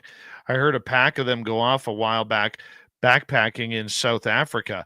Could this be the reason they can be mistaken as dogmen? 1000%, my friend. Great observation. I always do encourage people to go listen and watch baboon activities. This one gentleman recorded like 5 or 6 of them just running around like savages, going wah, wah, wah, just acting insane, jumping sideways off the wall like they're Spider-Man. I saw another video of one shimmy up the side of somebody that was staying in an Airbnb, open up the window, come inside, open the fridge, grab a huge turkey, start eating it, and then the guy is looking at this baboon. As he goes to move, the baboon just literally flips at him, starts making the craziest noises, then climbs back out the window and runs off. Yeah, I mean, they have manes. They also bark. Yeah, they howl. I could totally see that. Again, if somebody isn't familiar with the way they sound and they heard that out in the forest, yes, definitely. Do you think there are a lot of baboons running around North America, though? If it was some of the ones that we are saying that never really fully went extinct, like potentially the Dinopithecus, then I wouldn't say a ton. It would have to be a healthy enough population for them to, not be having effects of not healthy reproduction. You know what I mean? Meaning, obviously, the effects of not spreading your bloodline properly. Yet again, I don't think baboons themselves per se, like yellow baboons, there might be a huge population of them. But again, a lot of people don't realize if we right now took a healthy breeding population of yellow baboons and also hyenas, and then we put them in Arizona, we put them in Texas, we put them in California, we put them in Florida, they would have no problem adapting whatsoever, meaning those hyenas would have no enemies whatsoever, excuse me, unless they were people, because they're dealing with lions, all right, and all kinds of apex predators in Africa. Everything wants to eat everything. Also, it gets really cold in Africa as well. People don't realize that. Meaning, it's not as if this is just some sort of tropical animal. There's also cave systems here. Caves stay extremely warm. So again, there's no reason hyenas couldn't survive. Same thing with yellow baboons. And we do know at points in time with the exotic animal trade and also people that are super rich at points in time wanting to have all these exotic pets that they were purchasing. Yeah, I mean, there was a point in time, I believe it was somewhere between the 70s and 80s, where people wanted to go on a huge spree of owning large cats like tigers and things, and were walking around, with them on leashes. Well, they were then told, hey, you can't have these anymore. That was it. So then everyone let them out in the woods. But then they were like, wait a second, no, you can't do that either. You need to bring them to a zoo or have them euthanized. But there was a point in time they were letting them just out into the wild. Again, animals adapt. I mean, I have a pet gray squirrel, so I love squirrels, right? But over in Europe, gray squirrels aren't supposed to be over in certain areas, and they came over with us and, in shipping and such, and they are more successful than the actual native species of squirrels and things over there. So they're causing issues. Just shows you how they could adapt again, right? Okay. There is really no reason, if some of these things escaped, they wouldn't be successful out in the wilderness, because humans don't like to really be out on our own that much. We congregate into areas, all right, cities and communities. So we don't spend that much time out in the wilderness per se. To really get a clear answer is, could they be out there? Yes. Are they? Of course, someone would have to really invest that time to figure that out. For sure, it would have to be figured out. Let's go over to our next question here. This one from Blue Cruise. Do you think that the Dogmen, Sasquatch, and other cryptids are intentionally releasing fear pheromones into the air when humans are getting too close physically in order to ward or scare us off? Great question again. Yeah, I could see that. I mean, if you look at things such as skunks or other animals, when they're stressed out or they don't want you near them, they put off a terrible aroma. There's also a musky smell that snakes and reptiles will put out, sometimes to attract mates, other times for you to get away from them, or even look at a stink bug, right? It doesn't normally stink, but as soon as you pick it up, it starts just letting out some sort of terrible odor where you're like, what the heck? It smells like rotten, moldy grass. Like, get out of here. But it's obviously stressed out. So yeah, in numerous reports, people have claimed that they smell like dogman, rotten flesh and things. And again, that's not too big of a deal though, because any predator that's eating flesh all the time is not going to have the best breath. But then also, like wet dog, again, not a big deal. But then with the Sasquatch, where they say it smells like really stinky, like a dumpster or something, I don't know. I'm not a hunter, right, or a biologist, but I don't really see how that would be a good way to be successful at hunting, to smell like dirty butt cheeks. So that would have to be something that they would be purposely putting off, I feel like. See, I think that's a question that makes sense because when I go to my Sasquatch areas, especially the one which is more the friendlier ones there, all of a sudden, usually between about 9:45 and 10:30, we just get overridden with this feeling that it's time to go. Hmm. And it's not a fearful feeling. It's just a like almost like a common respect, like that we're getting hit with these energy waves or pheromones, whatever you want to say, that it's just like it's time to go home. Like they want to do their thing. It's time for us to leave. And we respect that. You know, we'll pack up, we'll let them know, hey, we're no problem. We got the signal, we're packing up and getting out of here. I mean, that's usually the way it goes. And I've heard other people talking about that too. And sometimes you might only be there 10, 20 minutes. Other times you're there for 5, 6, 7 hours. Exactly, right there again. Great observations. And I do know other people that have positive relationships with Sasquatch or they don't feel threatened, claim that they never really smell anything. But then when per se a rogue one comes in or one that they don't feel that they understand it or they don't have a relationship with, that they end up smelling it. I don't know. Very interesting. Have you had that in the field? I have not personally really had any sort of, I felt that they were around me, meaning when I was looking at tracks and things, I just feel that it was a track, meaning whatever it was had already left the area per se. But I do know others have had that feeling when they're in maybe an area that's having a fresh encounter or they've been called upon it maybe in the midst of the encounter, that they get, the feeling of uneasiness, which is again a emotion that people really should pay attention to, because I have a hypothesis that I would like to bump up into a theory, meaning when you think of the bacteria in your stomach, it's actually alive. It is. It's a functional bacteria. So when you are in trouble and we are not being smart enough to listen to our brain tell us, hey, we probably should over here. Well, what's your stomach do? You get this feeling, right? Well, it's your bacteria in your stomach being like, look, dude, I don't want to cease to exist. So if you're not going to listen to your brain, well, maybe you'll listen to us right there as well. So I think it's a sign that, yeah, potentially bad could be occurring, whether it's human based or dogman or anything. Man alive. All right, let's go to another question here. Let's go to, let's see, race fan. If there are dog men, there must be dog women somewhere. Yeah, of course. It was like I was touching on earlier. They're just going to be more docile, meaning, again, I have a pet female squirrel, right? I have a great relationship with her, but I spend time with a lot of the other neighborhood squirrels that come over and hang out. It's always the males that come up first and are willing to take the peanuts or the Triscuits or things out of your hands and let you pet them and rub their belly. And once the females see that this has become safe, then they still are very skittish until you build that relationship with them.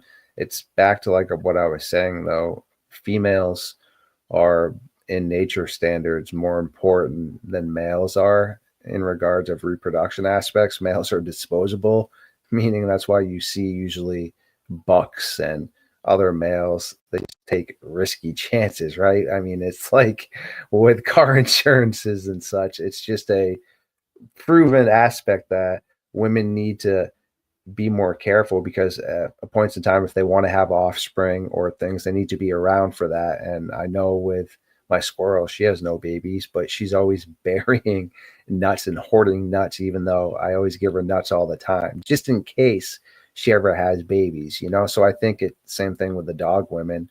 They're just not going to make themselves vulnerable. It's like with Bigfoot, I seem to hear a lot more reports about seeing males than I do females. Blue Cruz is asking, do you have any book recommendations for learning more about prehistoric canines? Whew, some great stuff right there. Off the top of my hand, when it comes to books, I do not, but I do have a couple of great threads that are run by brilliant minds. I encourage everyone to check out. One is Extinct Zoo, another one is Highly Compelling, and the third one is North O2. They are all highly involved in the science field. They are brilliant minds, and they are always talking about great things that pique my interest that I then share with my science team, who is able to verify it or add more to the topic. And they dive into all kinds of awesome things that you will like on there. They recently were talking about prehistoric canines.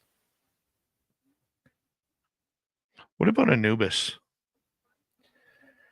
That's an interesting one right there for sure. I mean, you got the whole realm of Egypt, which seems to definitely push towards more some sort of connection with something that was out of the understanding of mind, and also maybe potentially Western or more modern day understandings. I mean, even just their art styles or some of their depictions, and yeah, interesting stuff for sure. Yeah, Anubis, if I had to maybe make a guesstimation on it, I think he might be a dog man that was just smart and crafty and maybe was able to not per se con his way into Egyptian culture, but able to conceive his value to them. And because he was different and unique, once he conceived his value, they looked upon him as a god. Many people believe that if you talk to Jody Cook, that these Anubis-like creatures have been seen in the mountains of Afghanistan. Yes. He was talking about how they came down to the markets and used to trade with some of the people in the Middle East and stuff. He heard a ton of the merchants talking about that in historical aspects when he was over there. Yeah, so creepy.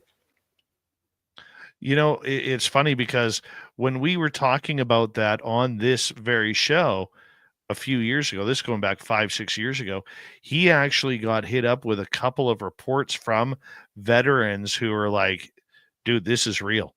This actually happened. We heard about it when we were there. Jeez, yeah, that's so creepy, eh? Totally. Totally. We've got about 2 minutes to go here with you tonight. And this has been absolutely awesome, Kenny. Let's go to Moody Mongol here, who is asking, are dogmen some kind of karma or revenge creature, maybe for humans domesticating dogs? Ooh, again, look at that question. That's a good one. A remotely connected answer here is if you are able to dive into the Chakuwaran, I can't even say it correctly, and the Walhalla.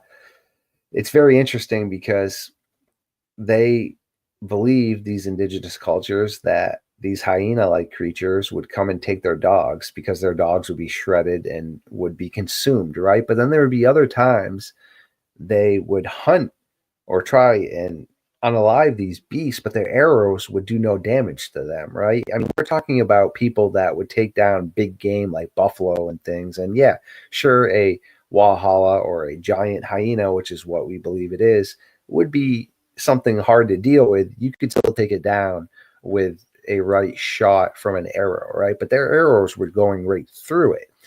So we were starting to think, all right, well, if there are spirits that are supposedly stuck here, that are human based, well, animals have souls just like everyone else and emotions too.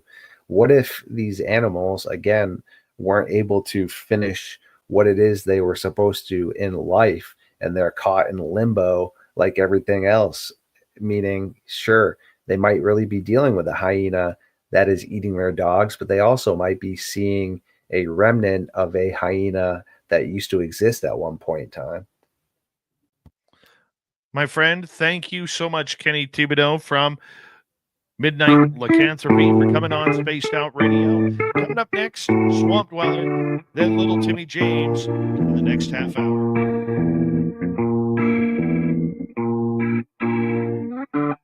You're listening to Spaced Out Radio with your host, Dave Scott.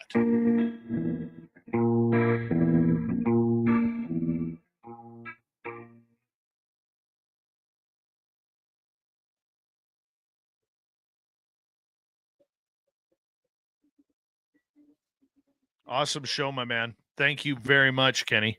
Yeah, of course, brother. Thanks, man. Make sure you store my number. If you ever need anything, just shoot me a text. And at some point, it'd be cool to get you to pop on over to my podcast. If you ever need help with anything, or if you ever need, art or anything like that, make sure to let me know, dude, for sure.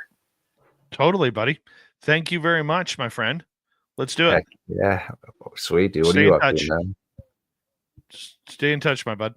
No, I will for sure. What are you doing now? Well, I got another hour to do. Oh, really? Jeez. Okay. All right, man. Well, I will stop bugging you then, brother. Thank you. Take care, my friend. Later, man. Later. All right. That's Kenny. I like him. Great guy. Very knowledgeable. Very knowledgeable. I'll be right back, everybody.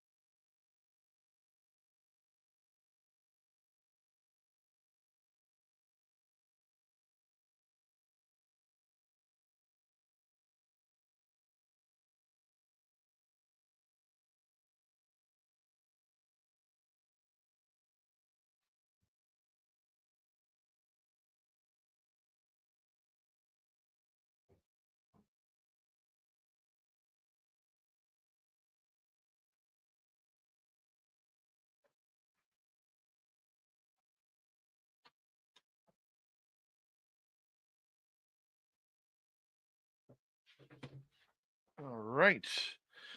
45 seconds to reload. Let's bring in little Timmy James. What I'm is a happy happening? man tonight, buddy. Yeah, I'll Happy bet. man.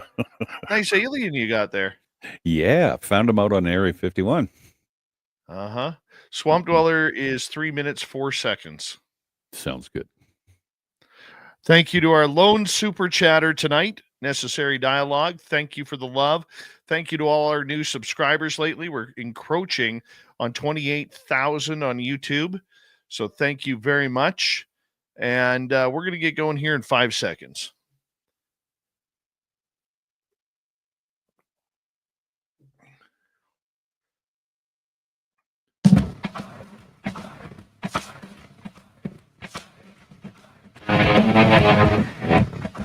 Final hour of Spaced Out Radio. Good to have you with us.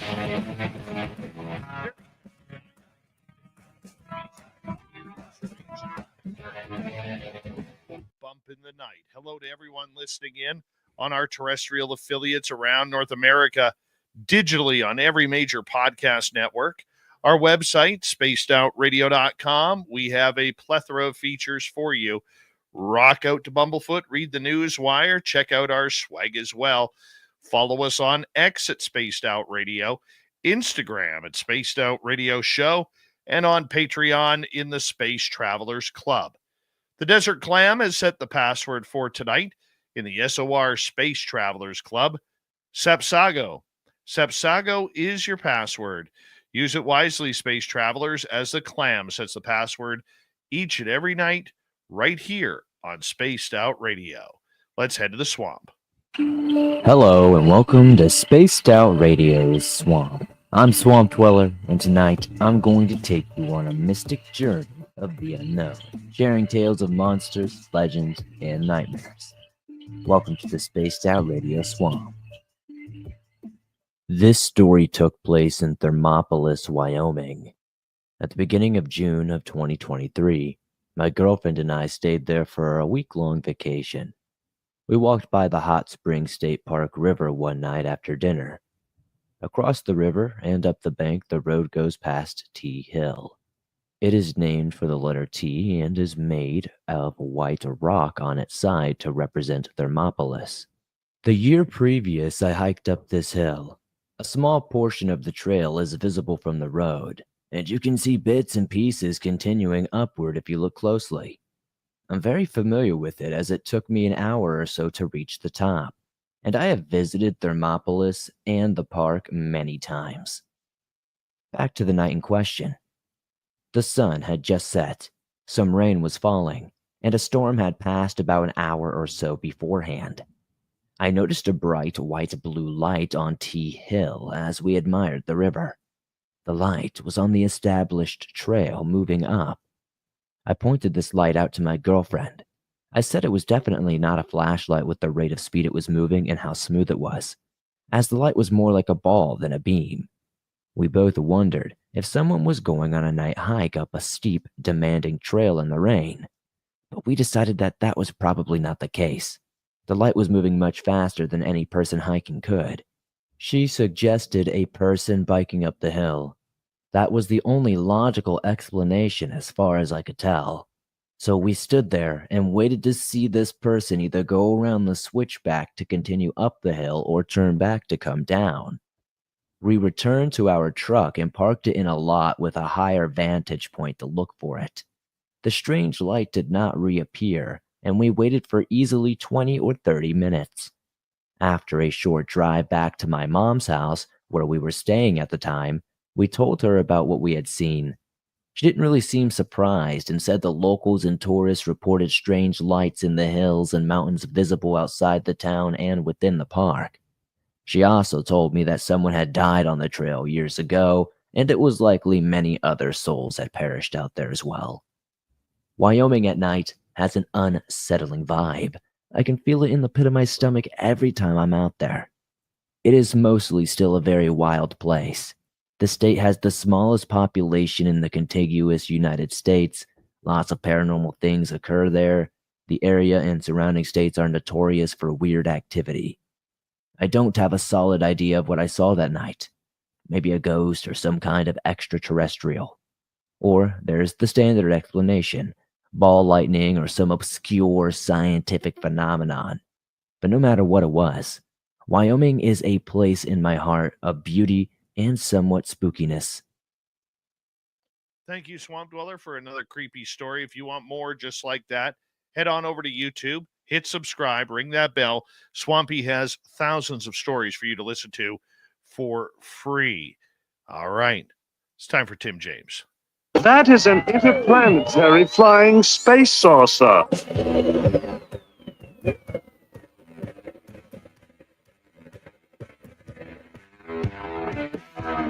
You have made me very angry. Very angry indeed. Timmy James, it's good to have you back on Spaced Out Radio as we are continuing to unwind from an exciting weekend last weekend in Las Vegas with a bunch of our listeners, special friends as well. And you know what happened to me today? What happened to you today? You know those uncomfortable airplane seats? No, tell me about it. My back finally seized up today. Oh, no. Yeah. Really? Yeah. My lower back finally seized up, and I knew it was coming. Mhm. I totally knew it was coming. I just didn't know when. And after a couple of days, I'm like, well, maybe it's not. Maybe I'm gonna pass this one, but no. Isn't that No. wonderful? Yeah, that almost 52 feeling on my back kicked in. Wait till you hit 80 or 90. Well, you would know. I'm assuming.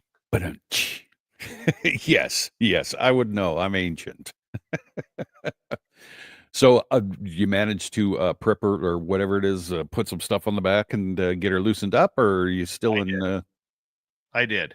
Good. And it's not bad right now. It's spasming a little bit, but Right. I'm good to go. Oh, that's good. Good. Yeah. Good. So did you see Lou's, I guess, answer to why he left the UAP disclosure fund? He No, posted it today. fill us in on Lou Elizondo. Yeah, so what he said was, "Greetings all. I want to thank everyone at the UAPDF for their outstanding efforts. When I initially joined, it was only temporary. To help the UAPDF get established and moving in the right direction. Now that we've achieved that and the wonderful Chris Mellon is at the helm, it's time for me to prioritize my efforts in new directions regarding disclosure.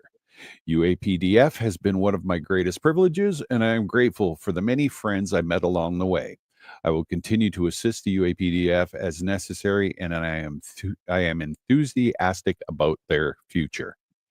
I was like, "Oh, so it had nothing to do with the pictures." So we think. Yes, for sure. So he came out. So I guess all three of them have explained their I guess movement out of there, and yeah, we'll see what happens from there. But I guess I'm not shocked. I wasn't expecting anything greater, but yeah, Lou was the last one to finally put something out. So they've all bowed out, I guess, gracefully and doing their own thing now. And we'll, see what happens next. And hopefully the debacle over the photos and stuff doesn't mess that up for anybody that's in the future sitting in those seats. Well, I'm going to be doing my Dave 101 at the bottom of the hour on Lou Elizondo and the Cool. whistleblower phenomena Cool. that's going on. Because I think I have some thoughts I want to get out in public about that. But I mean, like I said last night on the show with you, I like Lou Elizondo. Sure. I do. But Yeah. I'm really starting to question things. Yeah, and I don't blame you. I think a lot of people are. I think that's a pretty solid statement. I think how would you put it? I guess instead of moving forward and being more embracing, it seems that the further along he goes, the the more speed bumps and more things he trips over makes it, well, it makes me, I'm not going to speak for everybody. It makes me go, what is going on? Something doesn't seem right. And yeah, I agree with you. I think that I like Lou, but things are starting to get a little more head scratching, right? Well, they are. And I mean, with that, hmm okay, with that, I mean, we have to also look at the idea that this is something that he has been the face of the franchise for so long. Yeah. And there's been so many people trying to tear him down over the years. And yet we didn't have to tear him down. The last couple of photographs that he's released really have done that for him. It's Yes. really tarnished a good reputation. Yeah, 100%. And whatever, again, speculative, have no idea what's going on and whatever, but what has presented itself in the public has definitely fueled that doubt fire. And yeah, and I guess, yeah, he's done it to himself, and yeah, he's been tripping over his feet, and I mean, he's been handling it with, I guess, class and grace, I guess, but yeah, it's still, it doesn't shine a very good light on the integrity of his stories, and it causes doubt thinking back. I'm sure it does for me anyway. What else you got for us tonight? Well, as we know, or as we may well know, next week is apparently the Annapolina Luna disclosure skiffs, and so this all starts on Monday. And I just kind of put together a little something, and it's weighing the pros and cons of the disclosure team. Is it really a ruse, or are we really going to get somewhere? So in February, obviously, of 2025, Representative Annapolina Luna was appointed to lead the House Oversight Committee's task force on the declassification of federal secrets, charged with examining the release of documents related to high-profile issues like the assassination of JFK, Martin Luther King Jr., Robert Kennedy, and the disclosure of UFOs, Epstein client list, COVID-19, and 9/11 files. While the task force has sparked intrigue, particularly among those eager for government transparency, it faces significant hurdles that raise questions about its effectiveness and whether it might serve as a performative gesture rather than a substantive effort. So what I did is I looked at some of the cons. And so the legal and bureaucratic barriers to the declassification. So declassification obviously is a complex process, and it's governed by strict federal laws and national security protocols. Classified materials, especially those concerning UFOs or historical events like the Kennedy assassinations, often involve sensitive intelligence that agencies are reluctant to release, obviously, as we've seen. Luna herself has acknowledged that lawmakers are continually stonewalling and that Congress lacks oversight in certain programs. The task force ambitious scope, covering multiple high-stake topics, may overwhelm its capacity to navigate these barriers, potentially leading to minimal tangible outcomes. So the risk of overpromising and under-delivering. So Luna's cryptic message in February of 2025 announcing that there was a major statement that would impact the entire nation fueled speculation about UFO disclosure and other bombshell revelations. However, the lack of concrete results following these bold claims has led to skepticism, obviously. Reports suggested that even after classified briefings, lawmakers, including Luna, gained little clarity on critical issues like extraterrestrial life. This gap between rhetoric and results risk eroding public trust. As critics argue, the task force may be more about generating headlines and delivering answers. Remember, this is just me. This is my opinion on this and my criticisms, I guess. So, also the limited congressional authority. So, the task force operates under the House Oversight Committee, but its influence is constrained by the executive branch's control over classified materials. So, the president's executive orders of March 9th, deadline for declassification plan, but the task force role is advisory, not authoritative. Historical efforts like the JFK Records Act have shown that agencies can delay and redact releases despite congressional mandates. The task force ability to force transparency remains uncertain, potentially rendering it a symbolic effort. So the public sentiment reflects growing frustration with the task force progress, which we've heard and we've seen, and I think we've talked about on the show quite a few times. Many people have expressed discomfort, arguing that the team is achieving nothing besides extending the president's deadline for declassification, and called it performative. Luna's high-profile persona as an influencer turned congresswoman, coupled with her history of leveraging social media for attention, fuels suspicions that the task force might prioritize political theater over substance. Critics question whether her leadership is driven by genuine reform or a desire to maintain visibility among her base. So, whether Luna's disclosure team is a ruse, a deliberate distraction, or a publicity stunt depends on intent, which is difficult to prove. The task force aligns with Luna's brand as a confrontational, transparency-focused conservative, and its goals resonate with a public increasingly distrustful of government secrecy. However, several factors suggest it could be perceived as performative. Congressional efforts to declassify sensitive materials, like the Pentagon Papers or the Snowden leaks, often require whistleblowers or executive action, not task forces. The task force broad mandate and limited power raises doubts about its ability to deliver these groundbreaking disclosures. So, in conclusion, Anna Paulina Luna's disclosure team looks like it's going to be facing significant cons: legal barriers, risks of overpromising, limited authority, public skepticism, which has already reared its head, and the potential to amplify misinformation. While it's not conclusively a ruse, its challenges and Luna's high-profile style invite scrutiny about its true purpose. Without concrete results, the task force risks being remembered as a bold but ultimately hollow gesture. For now, the Americans and the rest of the world awaiting the answers they deserve must temper expectations and watch closely for substantive progress. I mean, there it is in a nutshell. That's my take on it. And I, like I said, had some good talks this weekend, and it kind of instilled a little bit of writing in me. So that's my take on it.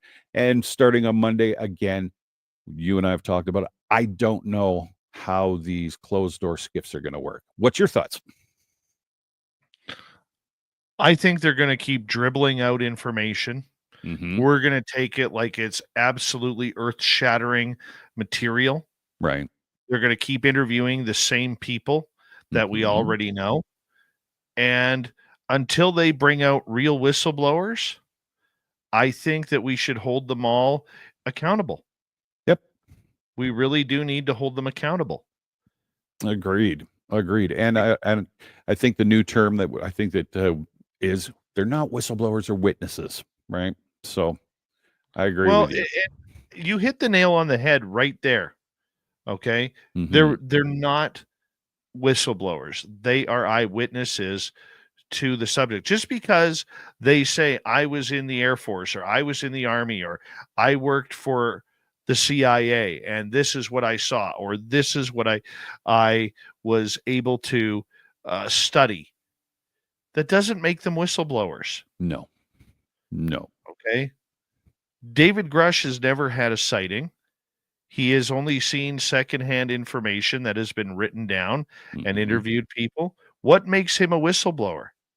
All he's doing is pulling a Nick Pope, a more secretive Nick Pope, and telling what he's learned. Yeah. No, it's you're almost right. Journalism. Exactly. So I have one little thing here. It's a kind of a funny little story, and for the end of the show, or for the end of the report, and I thought it was kind of cool. So this happened in 1961 in Eagle River, Wisconsin. So it remains a peculiar footnote in UFO lore, thanks to a chicken farmers out of this world breakfast tale that still got locals chuckling. Joe Simonton, a 60-year-old resident of this quiet town, claimed he hosted extraterrestrial guests who traded him cosmic pancakes for a jug of water, sparking a story that's equal parts bizarre and funny. According to Simonton, around 11 a.m., he heard a sound like knobby tires on wet pavement outside of his home. Stepping out, he was floored to see a metallic saucer-shaped craft described as two bowls stacked together about 12 feet high and 30 feet wide, hovering in his yard. Before he could process the sight, the hatch opened, revealing three Italian-looking beings, each about 5 feet tall, wearing dark uniforms with turtlenecks, shirts, and knit helmets. One of the visitors, whom Simonton described as having a pleasant demeanor, held out a jug dressed drink for water. Eager to oblige, Simonton fetched a jug of water from his house. In return, another alien handed him 4 small perforated pancakes, each about 4 inches wide, hot off the grill inside the craft. The beings then saluted, climbed back onto the saucer, and zipped out, leaving the bemused Simonton holding the otherworldly baked goods. I took a bite of one, he says. Tasted like cardboard, but I figured it was the thought that counts. He shared the remaining pancakes with local officials and the Air Force, who were investigating the UFO sightings under Project Blue Book. The Air Force sent the pancake to the Food and Drug Admin for analysis, which concluded it was made of flour, sugar, grease, and water. Noting nothing alien, just a recipe that wouldn't win any baking competitions. So skeptics point out the inconsistencies, like the aliens' oddly human appearance and their need for water despite interstellar travel. UFO researcher Jacques Vallée later suggested the encounter might reflect a cultural projection. Simonton's Italian aliens mirroring 1960 stereotypes. Yes, believers, including ufologist Jerome Clark, argued the simplicity of Simonton's account lends its credibility. He didn't ask for money or a book deal, Clark said. He just told it like it was. Decades later, the pancake incident remains a lighthearted mystery, preserved in UFO annals and Eagle River's collective memory. As Simonton himself put it before passing in 1985, I don't know if they were from Mars or from Milwaukee, but they sure knew how to make an exit. Knitted caps. Really? I love pancakes. It's a pancake story. Well, I mean, pancakes are good. Yeah. Okay, pancakes are really good. But alien pancakes? Come on. Man alive. That's what it comes down to now, is aliens making pancakes. Gotta switch it up. By the way, I do have to say, before we say goodnight to you, I went into your lovely wife's ganachery today. Yes. And I tried that carrot cake. Uh-oh. Mm-hmm. Don't tell her. Don't tell her. I won't. It was fabulous. It was fabulous, because I bug her all the time about the gluten-free and whatever else free or vegan carrot cake that it was. Yep. But it was fabulous. But I can't admit that in public. No, don't. You got to stick to your guns on this, man. Yeah. Very disappointed by the carrot cake, but I may have to, make sure nobody else eats any. Yeah. Save the world, Dave.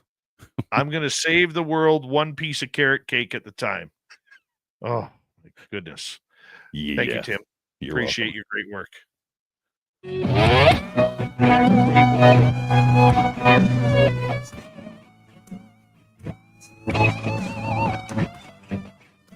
This is Spaced Out Radio.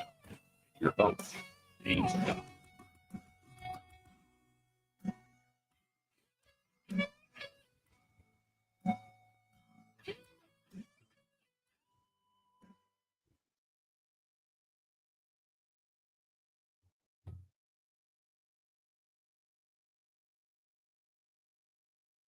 All right, we're good. All right, buddy. I'm going to go get me some alien pancakes and watch the Dave 101. Yeah, it's going to be a good one tonight. Excellent. I can hardly wait. All right. Really? I will see you tomorrow evening. Everybody have a good weekend. We'll see you on Element 115 tomorrow night. Good night, everybody. Little Timmy James, everybody. The man, the myth, the legend, rolled into one. That's me. Wow, he just skipped out of there like dirty filth. Hey, I'm done. I'm getting the hell out. Perfect. Perfect.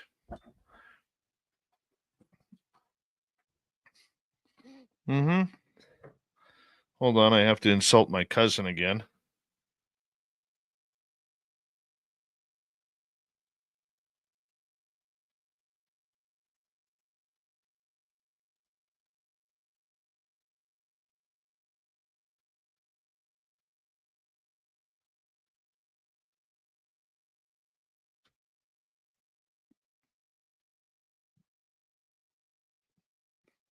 Happy guy tonight. Happy guy tonight.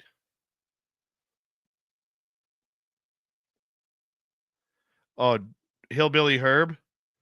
Mrs. Timmy's turkey sandwiches. I had that for lunch with the carrot cake. They're phenomenal. They're so filling.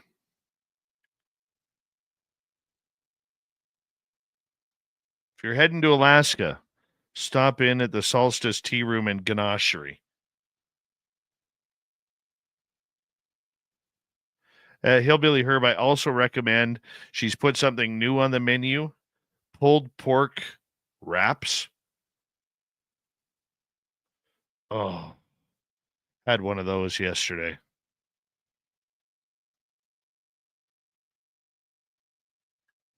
Went to get another one today, but she was already sold out.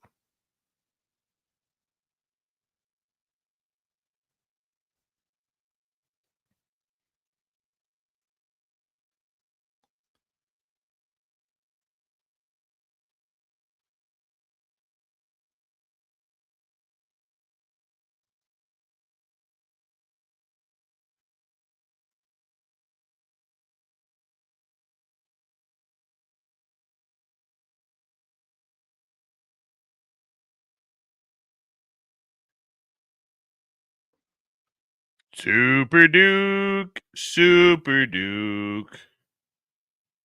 Everyone say hello to Super Duke.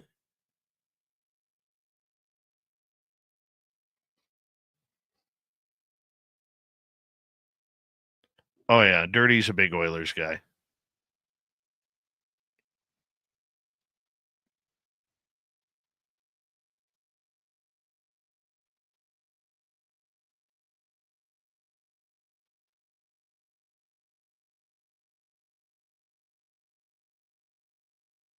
About 2 minutes here.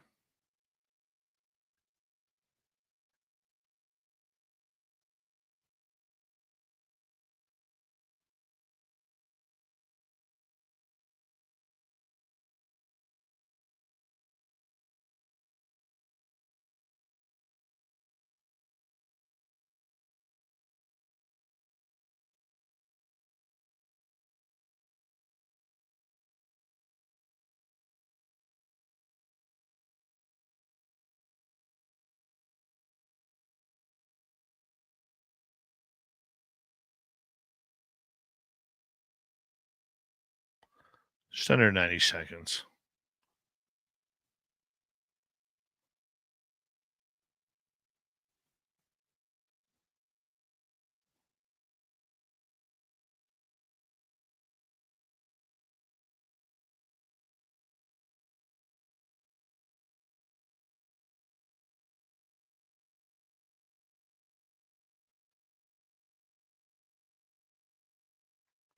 Fun show tonight. Very fun show tonight.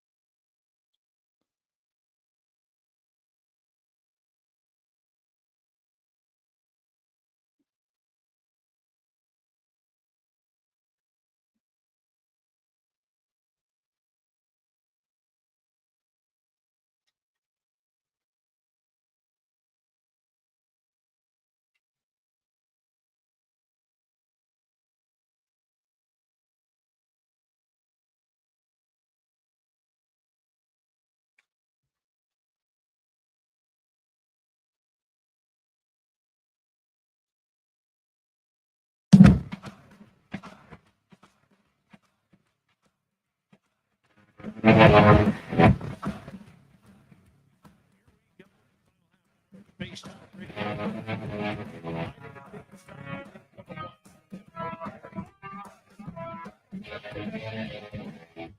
want to remind all of you that if you missed most of this show or others, our archives are always free on YouTube or any major podcast network. Our website, spacedoutradio.com. We have a plethora of features for you. Rock out to Bumblefoot, read the news wire, check out our swag as well. Follow us on X at Spaced Out Radio, Instagram at Spaced Out Radio Show, and on Patreon in the Space Travelers Club. Here we go. It's that time of the night, that time of the week, where I yell at each and every one of you to get off my lawn. It's the Dave 101. Open up the doors, Dave! Who? What is this? Dave's not here! It's a 101. I can see you're really upset about this. I honestly think you ought to sit down calmly, take a stress pill, and think things over. Leave the door!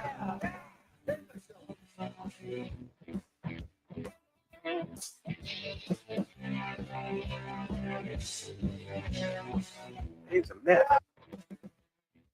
All right.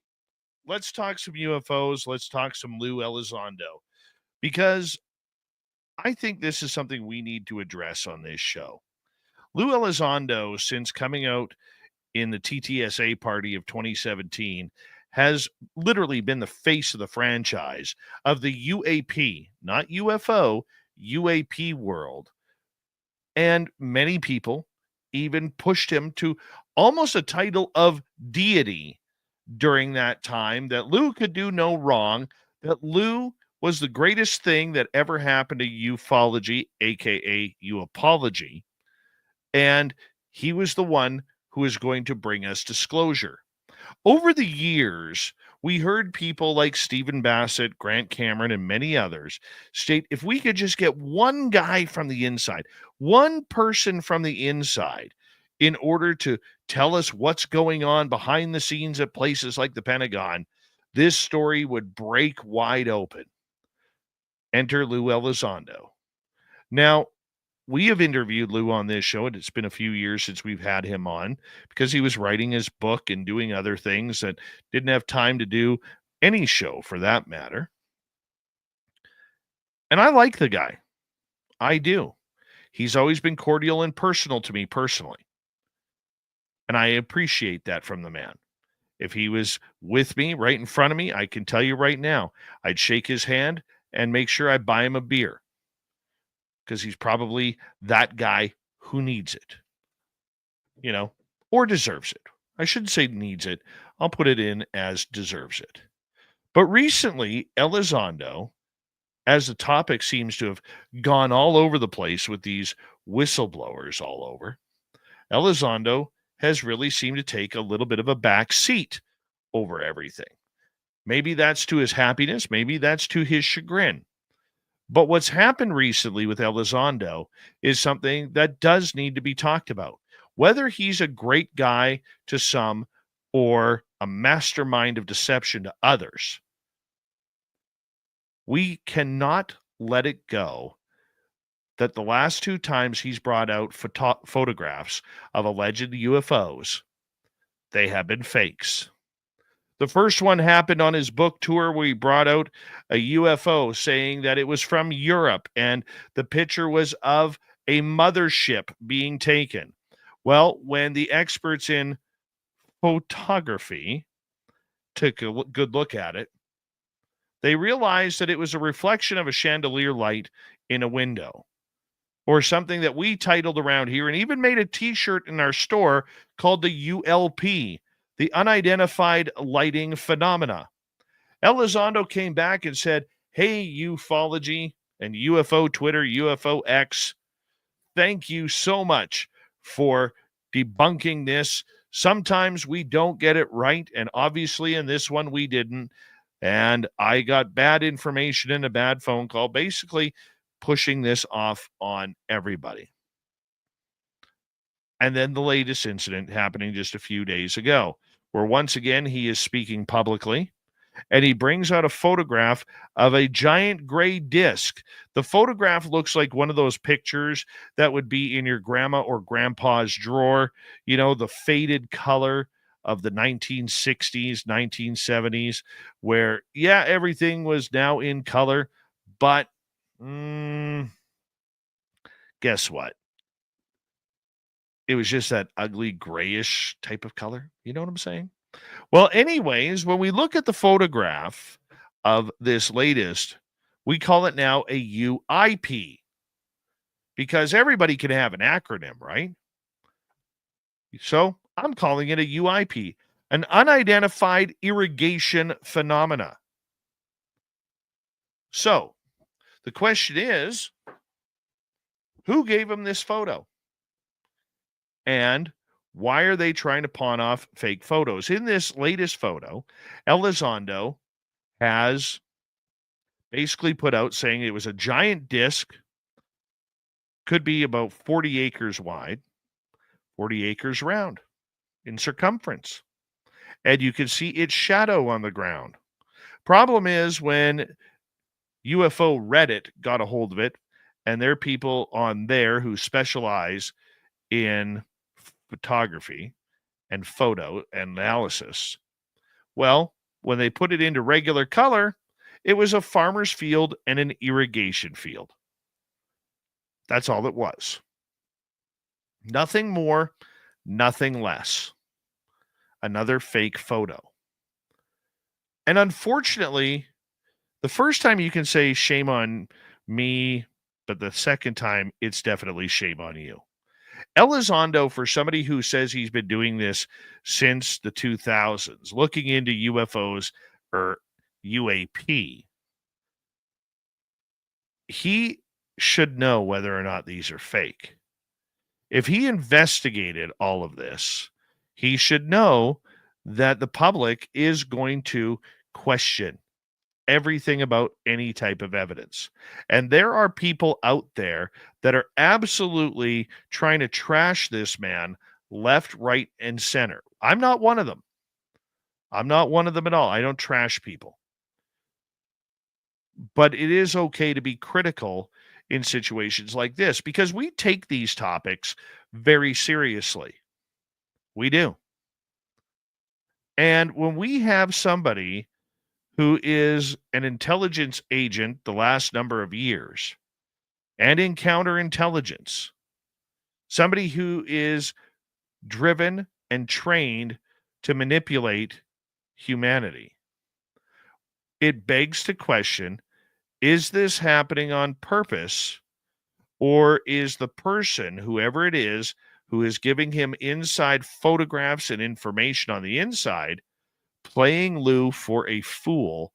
Therefore, he gets egg on his face and his reputation takes a 1-2 punch from Mike Tyson. I don't know which one it is, but I think Elizondo needs to be asked those questions. How did that happen? Somebody with his resume and his tenure should know better. They really should. And I don't know where Elizondo goes from here because his credibility is taking big hits. Now, recently, he was just resigned or departed mutually from the UAP Defense Fund, or Dollars for UFOs, whatever you want to call it, Disclosure Fund. One of the many, many groups out there came out as it was a mutual splitting, parting of the ways. Can we buy that? Can we buy the fact that this was something like that? Or was the UAPDF forced to really take a step back and say, Lou, we can't have you putting out fake photos. This is going to hurt our ability to generate potential funding and donors. Let's be honest. This is what it's all about. All of these groups are not about UFOs. They're about funding and dollars for research into the subject. And there are some brilliant people who are involved with these projects. But it always makes me wonder how the same people are in every group. But that just is for another night. With Elizondo, I don't know if he cares enough about his UFO reputation to even worry about what this latest snafu with a photograph has become. He may disappear for a while. He may do a few more podcasts. I don't know. I'm going to reinvite him back on this show and see where it goes. Should he speak? Probably. I think he does need to address it, and not just with a statement on X. Somebody has to ask him a couple questions. It's the only way he is going to be able to rebuild his reputation, if he even cares about that. Now, some people are just built differently. Things like this are like water off a camel's back. Doesn't even bother them. Doesn't even faze them. Whereas others who are more sensitive would be worried sick about this because their anxiety would not allow them to let it go. Now, personally, I hope that Elizondo is being played by someone on the inside, because I don't want to think that he's a bad guy doing this on purpose. Now, I'm not saying that he's convinced me that he's a great person. I've never met the man personally. I've only talked to him on the phone and texted and emailed with him. But I hope, for the sake of ufology, that somebody on the inside is giving him the runaround, and it's not him trying to give us the runaround, if that makes sense. Now, I want to switch over to whistleblowers here for a minute, because I think it's important to address this. Ever since we had Walter Bosley and John Ramirez back-to-back, former agents, claiming that we do not have real whistleblowers in the UFO world, I have done a lot of thinking on this and reflection on this. And I now agree with their statement.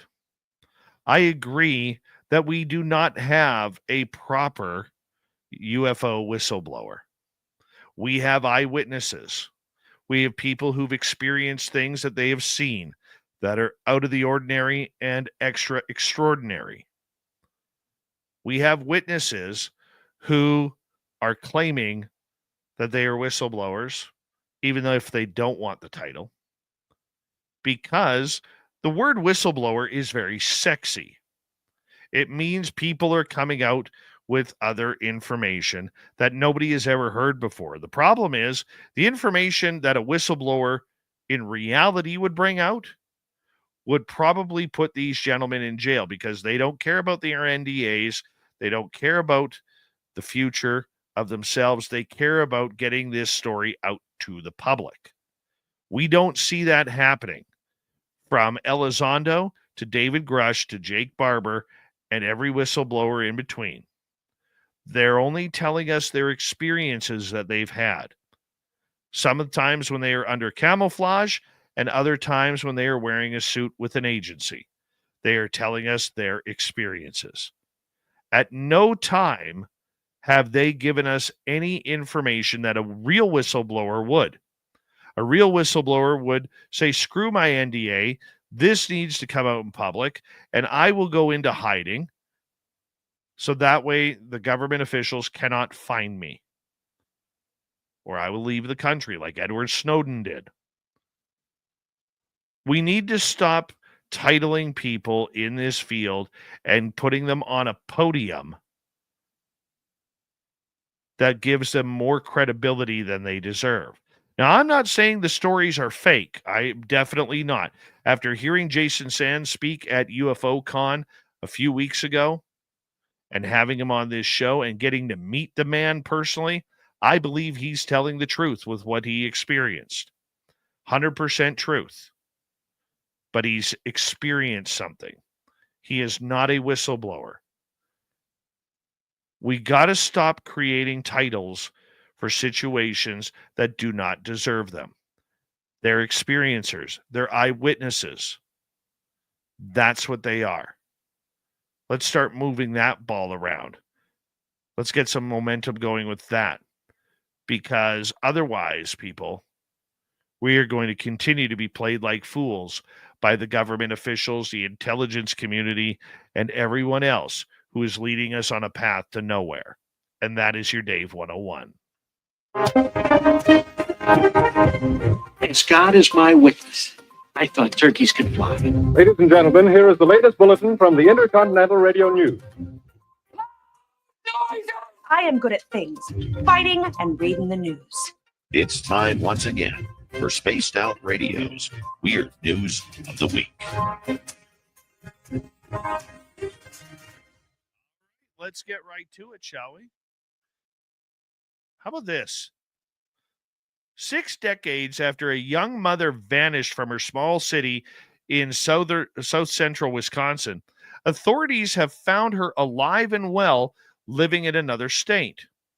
Audrey Backberg was 20 years old when she disappeared from Reedsburg in July 1962, according to a bulletin from the Wisconsin Department of Justice. It says the family's babysitter claimed that the two of them hitchhiked to Madison, about 55 miles away. Then they took a Greyhound bus to Indianapolis, Indiana. She said she last saw Audrey walking around the corner away from the bus stop. Audrey never returned home and has not been heard from again. That is, until now. The Sauk County Sheriff's Department announced last week that it had solved Blackberg's long, cold missing persons case, saying she is alive and well and currently resides out of state. Further investigation has revealed that Ms. Blackberg's disappearance was by her own choice and not as the result of any criminal activity or foul play, says Sheriff Chip Meister. So, how was the case solved?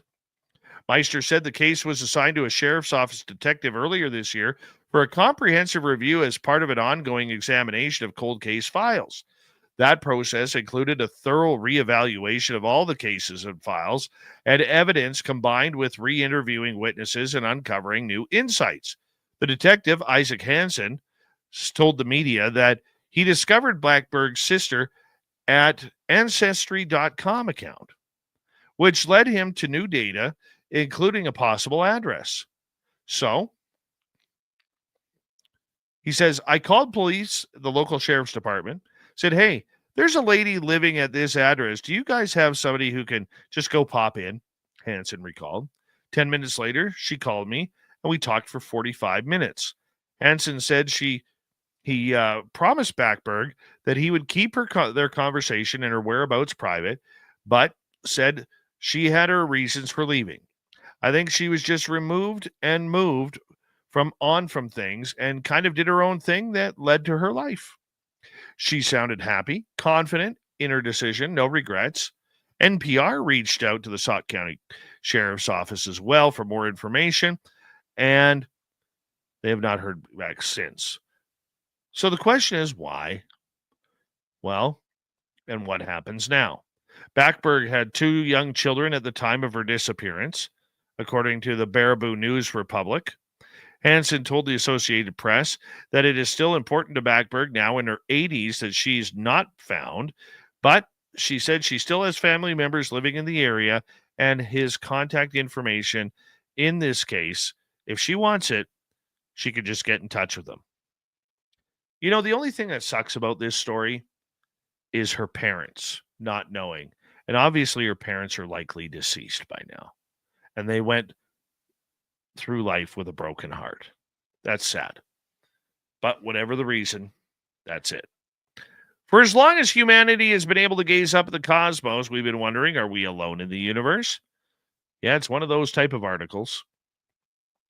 It's a question that's dominated our collective thoughts. So grab your tinfoil hats and unfurl your welcome aliens banner, because this story is going to have every cliche in it. Thank you, Brenna Cooper.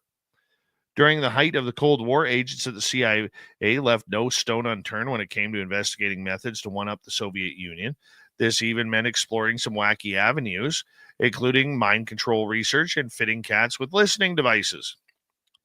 So, where are we going with this story? Well, a description recently of two bases listed being in Mount Hayes, Alaska, while the other in South America or Africa. Meanwhile, a third base of aliens on this planet or in our universe was on the Titan, Saturn's largest moon. So far, we have run into three types of entities associated with bases at various locations within our solar system, the document reads. This test subject then goes on to describe the entities working inside each base, with some beings appearing to be more humanoid than others. Yeah.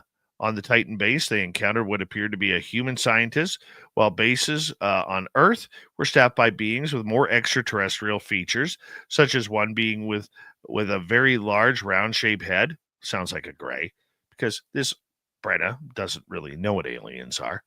The test subject doesn't go into specific detail about what the bases look like, but adds that all beings were working on a variety of tasks, including working on a circular console. Oh, maybe a new game console for Grand Theft Auto. Who knows? They also describe one of the beings as being an attractive female with brown shoulder-length hair, because this is obviously the most important detail of the...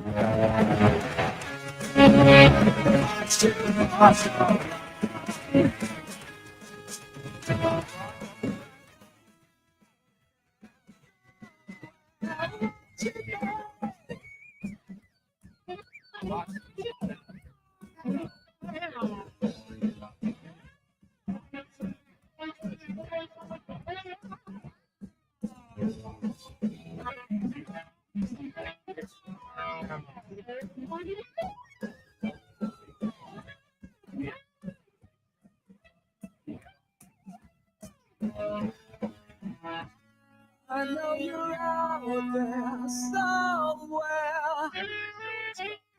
This is the new totalitarian state. I found an exit waiting for you to break. Stay in line, don't make a mistake. We're watching.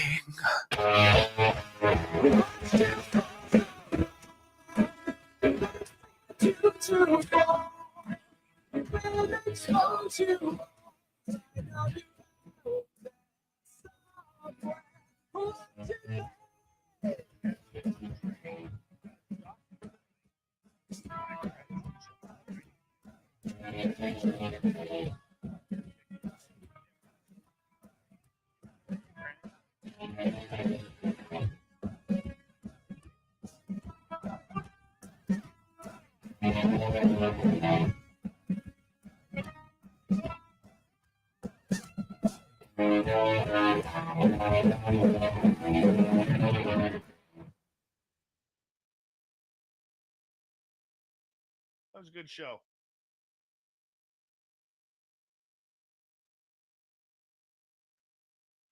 I wasn't mute. Oh, that's just the audio. We're gonna change that, guys. I know about the audio. We're gonna change it up here soon.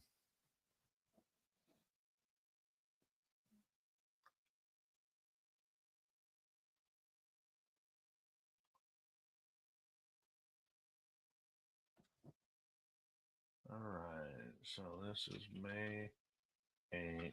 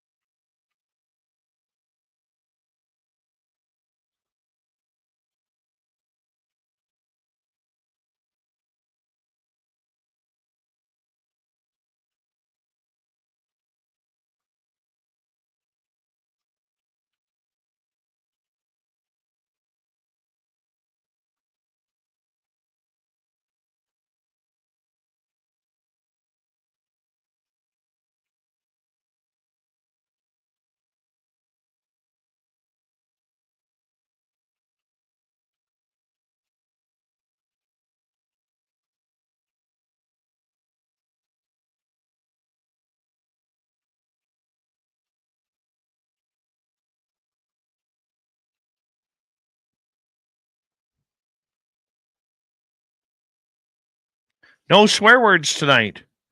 Yay. Hi, Cosmic Joe. How you doing? Felipe Blair. Nice to have you here, buddy.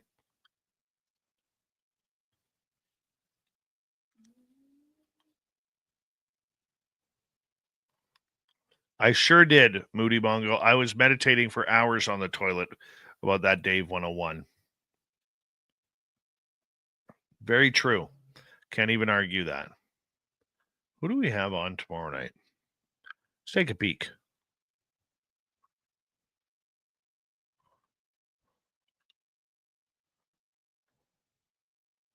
Who do we have? Oh, Dave Palachik and Chad Wanless. Going to be talking about UFO technology. That'll be fun.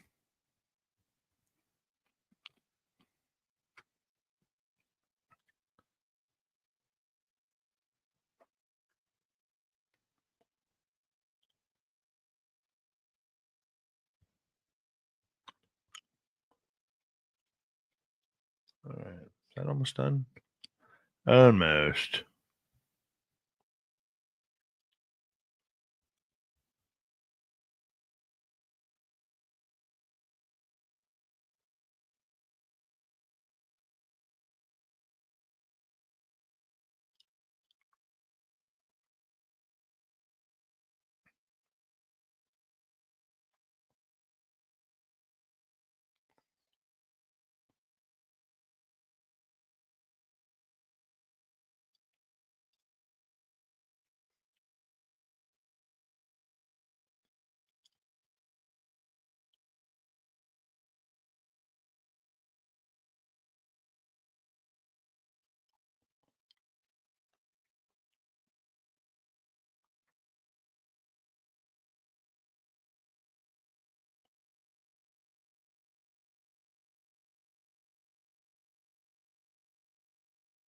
All right.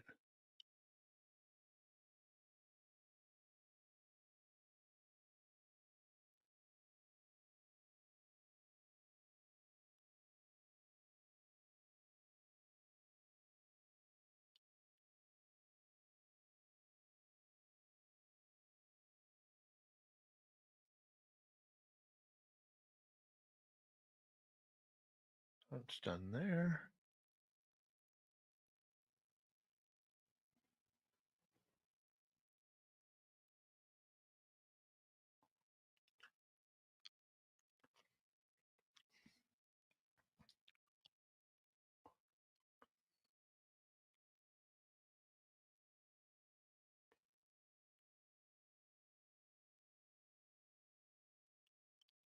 Go.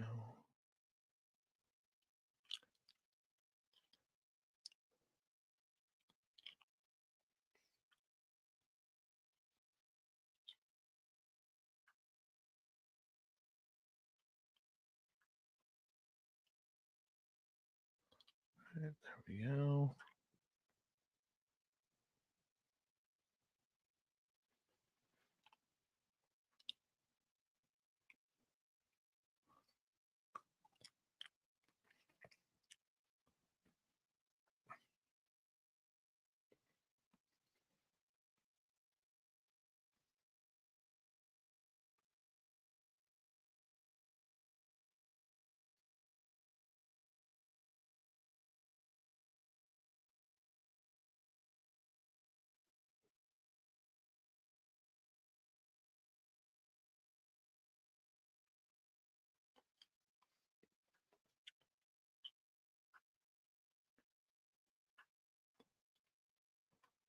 Amplify.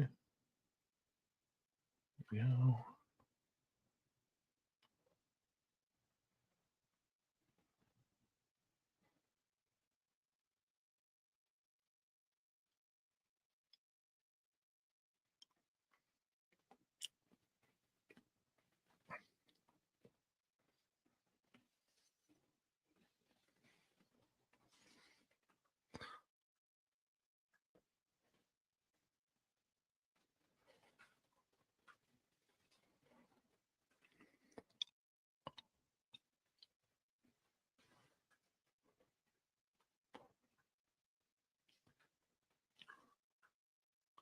there.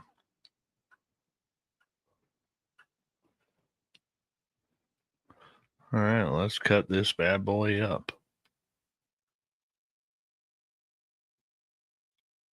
Copy. Paste. Juliana, how are you? Where have you been? Where have you been, Juliana?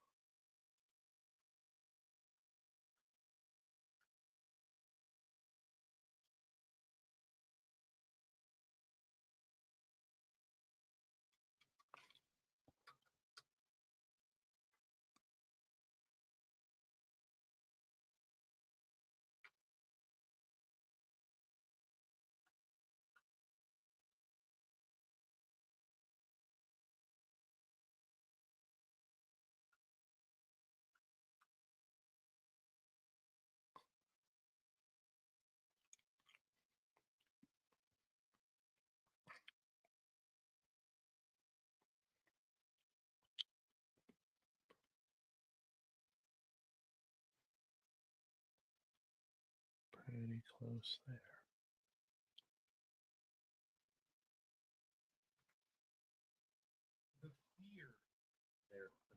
Oh, man.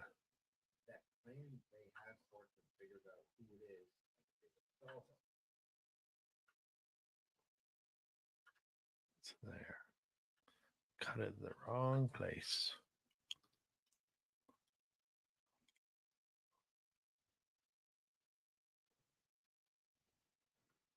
Where's the road trip going?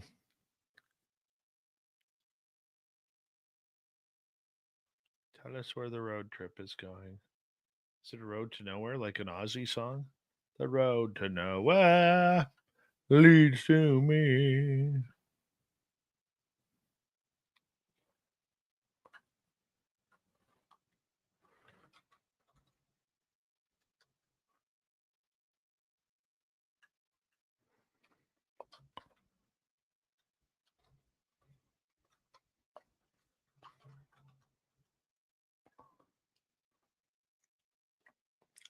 Well, happy Lemmy Kilmister Day.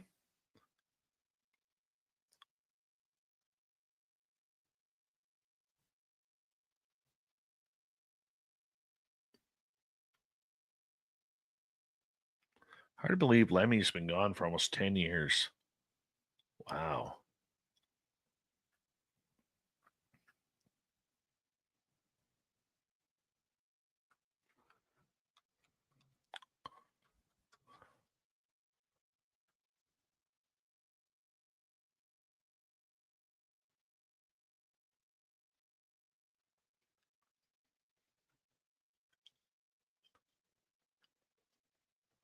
The 8th of May.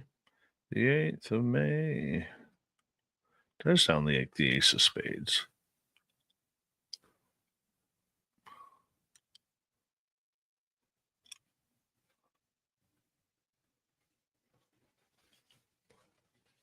El Omni Volador apparently met up with El Phantasmo in Vegas.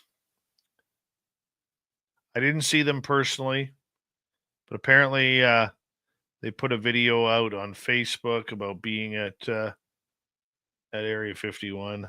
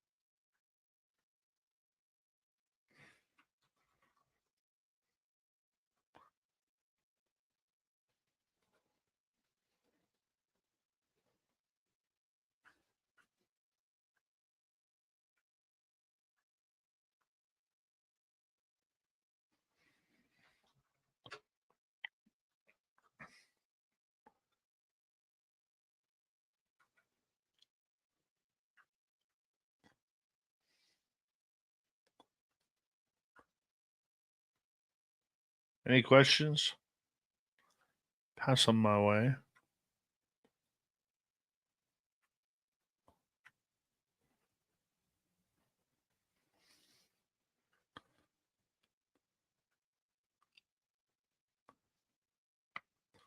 Morning, sweet Tony D.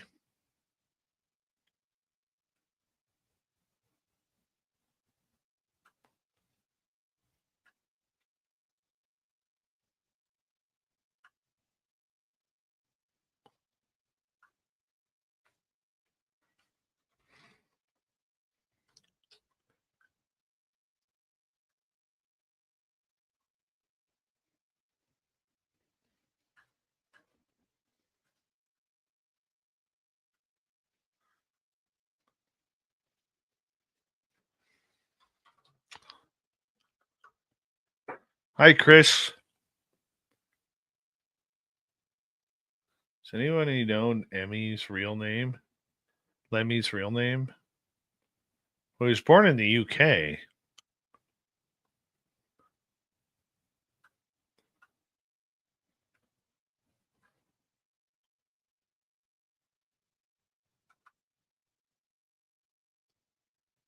Feeling good. My body's still tired, but feeling good.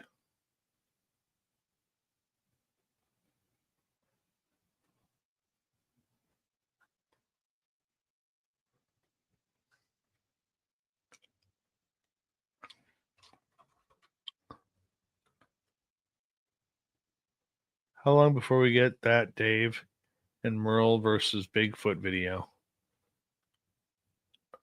Right now, and that's a good question. Right now, we are shopping our sizzle reel.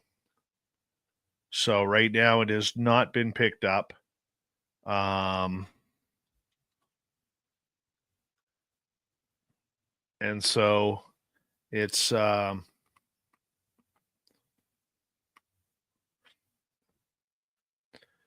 difficult process because you don't want to leak it just in case somebody wants it. So it's one of those difficult situations.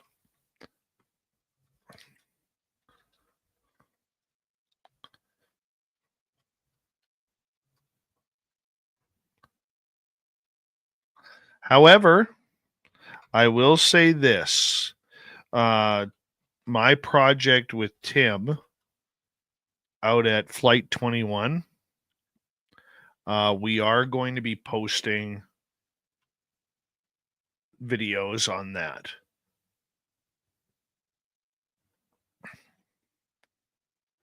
Some of them are going to be boring. Some may be interesting, but we want to take you along for the research.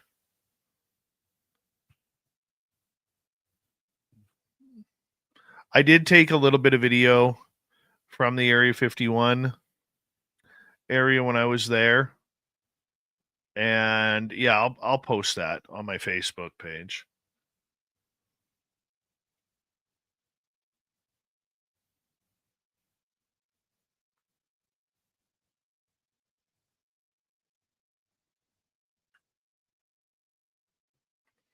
All right, everybody. Tomorrow night, Dave Palachuk and Chad Wanless. We're going to talk about UFO technology and propulsion tomorrow night with these gentlemen to round out the week. I am going to say goodnight to you. Big thank you to Grant and Necessary Dialogue for the great super chats. We greatly appreciate the love. We are so close to 28,000 subscribers. Teen, how are you? Sylvain, how are you? Dry Toast, best name on YouTube. Paul Demon, how you doing? We'll see you tomorrow night, everybody. Thank you.